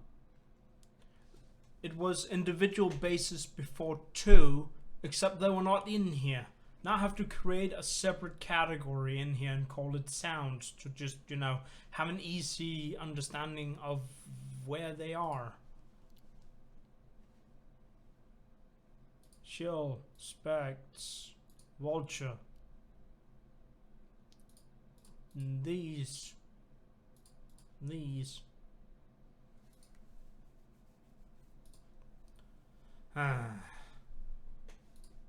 This is really annoying. Yeah. I was thinking slightly about whether or not we could do something to make this a slightly better experience at this point. I don't know what we could do. We are still streaming on. No, Oh. you haven't updated it. There you go. There we go. That's better. Well, we have almost gone for like 4 hours. Oh yeah, so- we have almost so- done that. We haven't played this a lot, but well, it was okay fun. Yeah, Like, yeah. I can't see myself playing it a lot, but sure a bit. Well, I guess we have to swallow that one on YouTube. But why would you... Streamlabs, please. It's bad. Like, I disabled... I almost want to show this... Yeah, that's probably a good thing to show. Like, when we started the stream... Small desk. We started the stream, this was off. Like, we turned this off. This is supposed to be... You can show the button you clicked. That yeah, one. this one. Like, now they're on. These are supposedly commands, like, name... Oh, Oh, they're put in. they're Good. not commands anymore. Okay. Then why do I have to have... There's sound files for the commands. You can This tie them is- to, I guess. What? But why can I turn them off here? Yes, that's the part I'm confused about because. And then the command's not working. And what's with that? Now I have to edit here. So this That's is cool in down. general group up there to the right. What? Up to the right. It's Oh, no. When you were editing it or whatever. Yeah, edit. This up there. Yeah, general group, but I need to create a new. I have an empty group apparently. Now SFX? let's just. Yeah, I guess because I can't have the old system that was okay. And then sound file, and then I can select them here. Wow. It's still supposed to not. But why are there two cooldowns? What? I guess it's for a random cooldown between X and Y. A random cooldown between X and Y. What? Like if you could put it to like 1 minute and 10 minutes, and then it has a random cooldown between 1 and 10 whenever it's used. I don't know.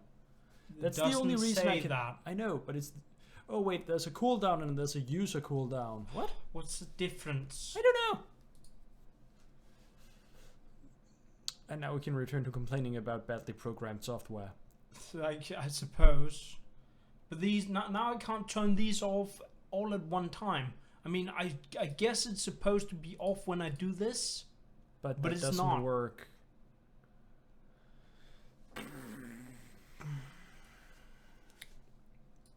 Okay. I wish people would just have their hi. Hi, yeah. Wish people would just have their stuff in order. Like really. Yeah, that would be good.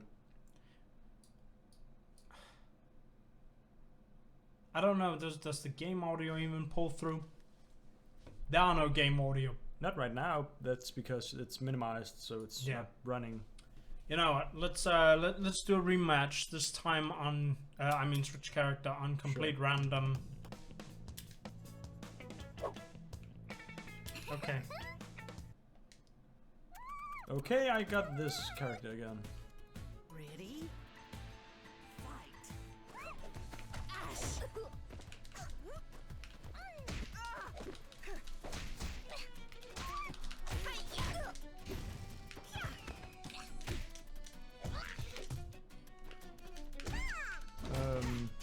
I thought I had magic, but I guess I.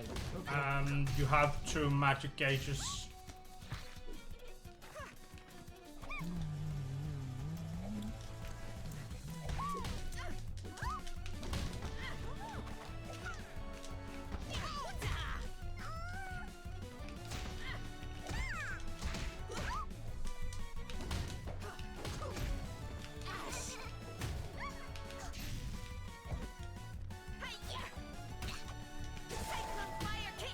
Oh, Wow, I punched me out of it.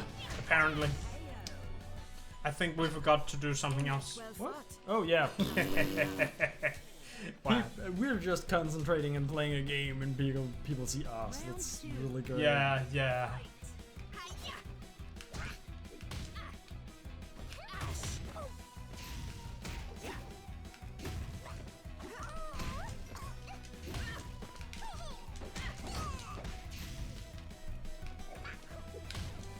Oh.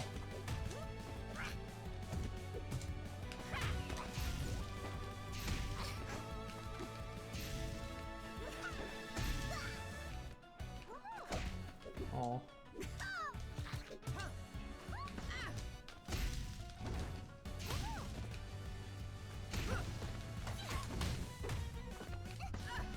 It's over now. Ow. Fire kick. A match well Very. fought. But That's not actually a well bit of a enough. shame. The Where to from flame here? effect from my attacks don't match the flaming hair on the model.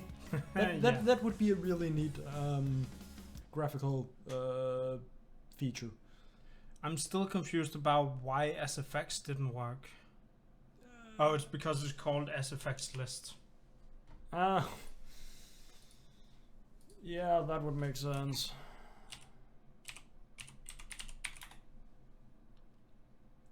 That doesn't work right now. Did I turn it off? I think you did. List SFX. It's available. Yeah, it's the other way around, not SFX list. It's list SFX. Yeah, I'm terrible. It's not. There we go.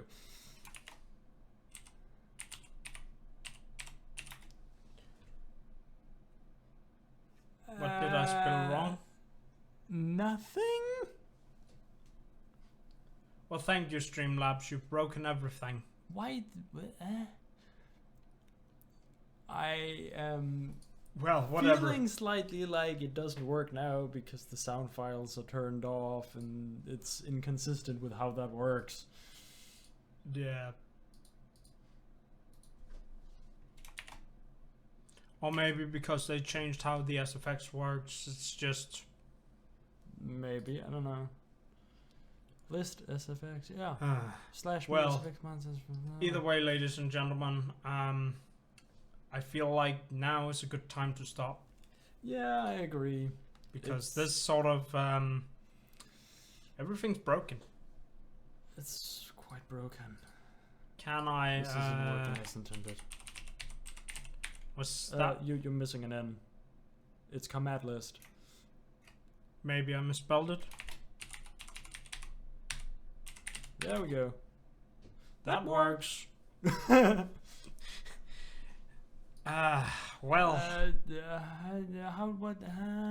Ladies and gentlemen, thanks for watching. I guess we'll see you in the next one. In about a month's time. Yeah. And next time is going to be sort of special because I have to find a different way to get down here because my usual transport is not available. Yeah. Why is Streamlabs being so dumb? I don't know. This change is out of the blue for me, but I didn't read, the patch notes either. Yeah. So I'm just being upset that they just did this and we had no time to. Yeah, I guess we shouldn't have updated the button then. Yeah. I still feel this is dumb. Like, why would you make this change? Agreed. Like, it worked fine as it was. There was no need to change it. And if they did, it felt like it was a tiny update, not a massive update. Yeah. Just file size wise. Yeah, I guess. I don't know. Weird. Either way, ladies and gentlemen, thanks for watching. We'll see you guys in the next one. In a month. Bye bye. Yeah. 07.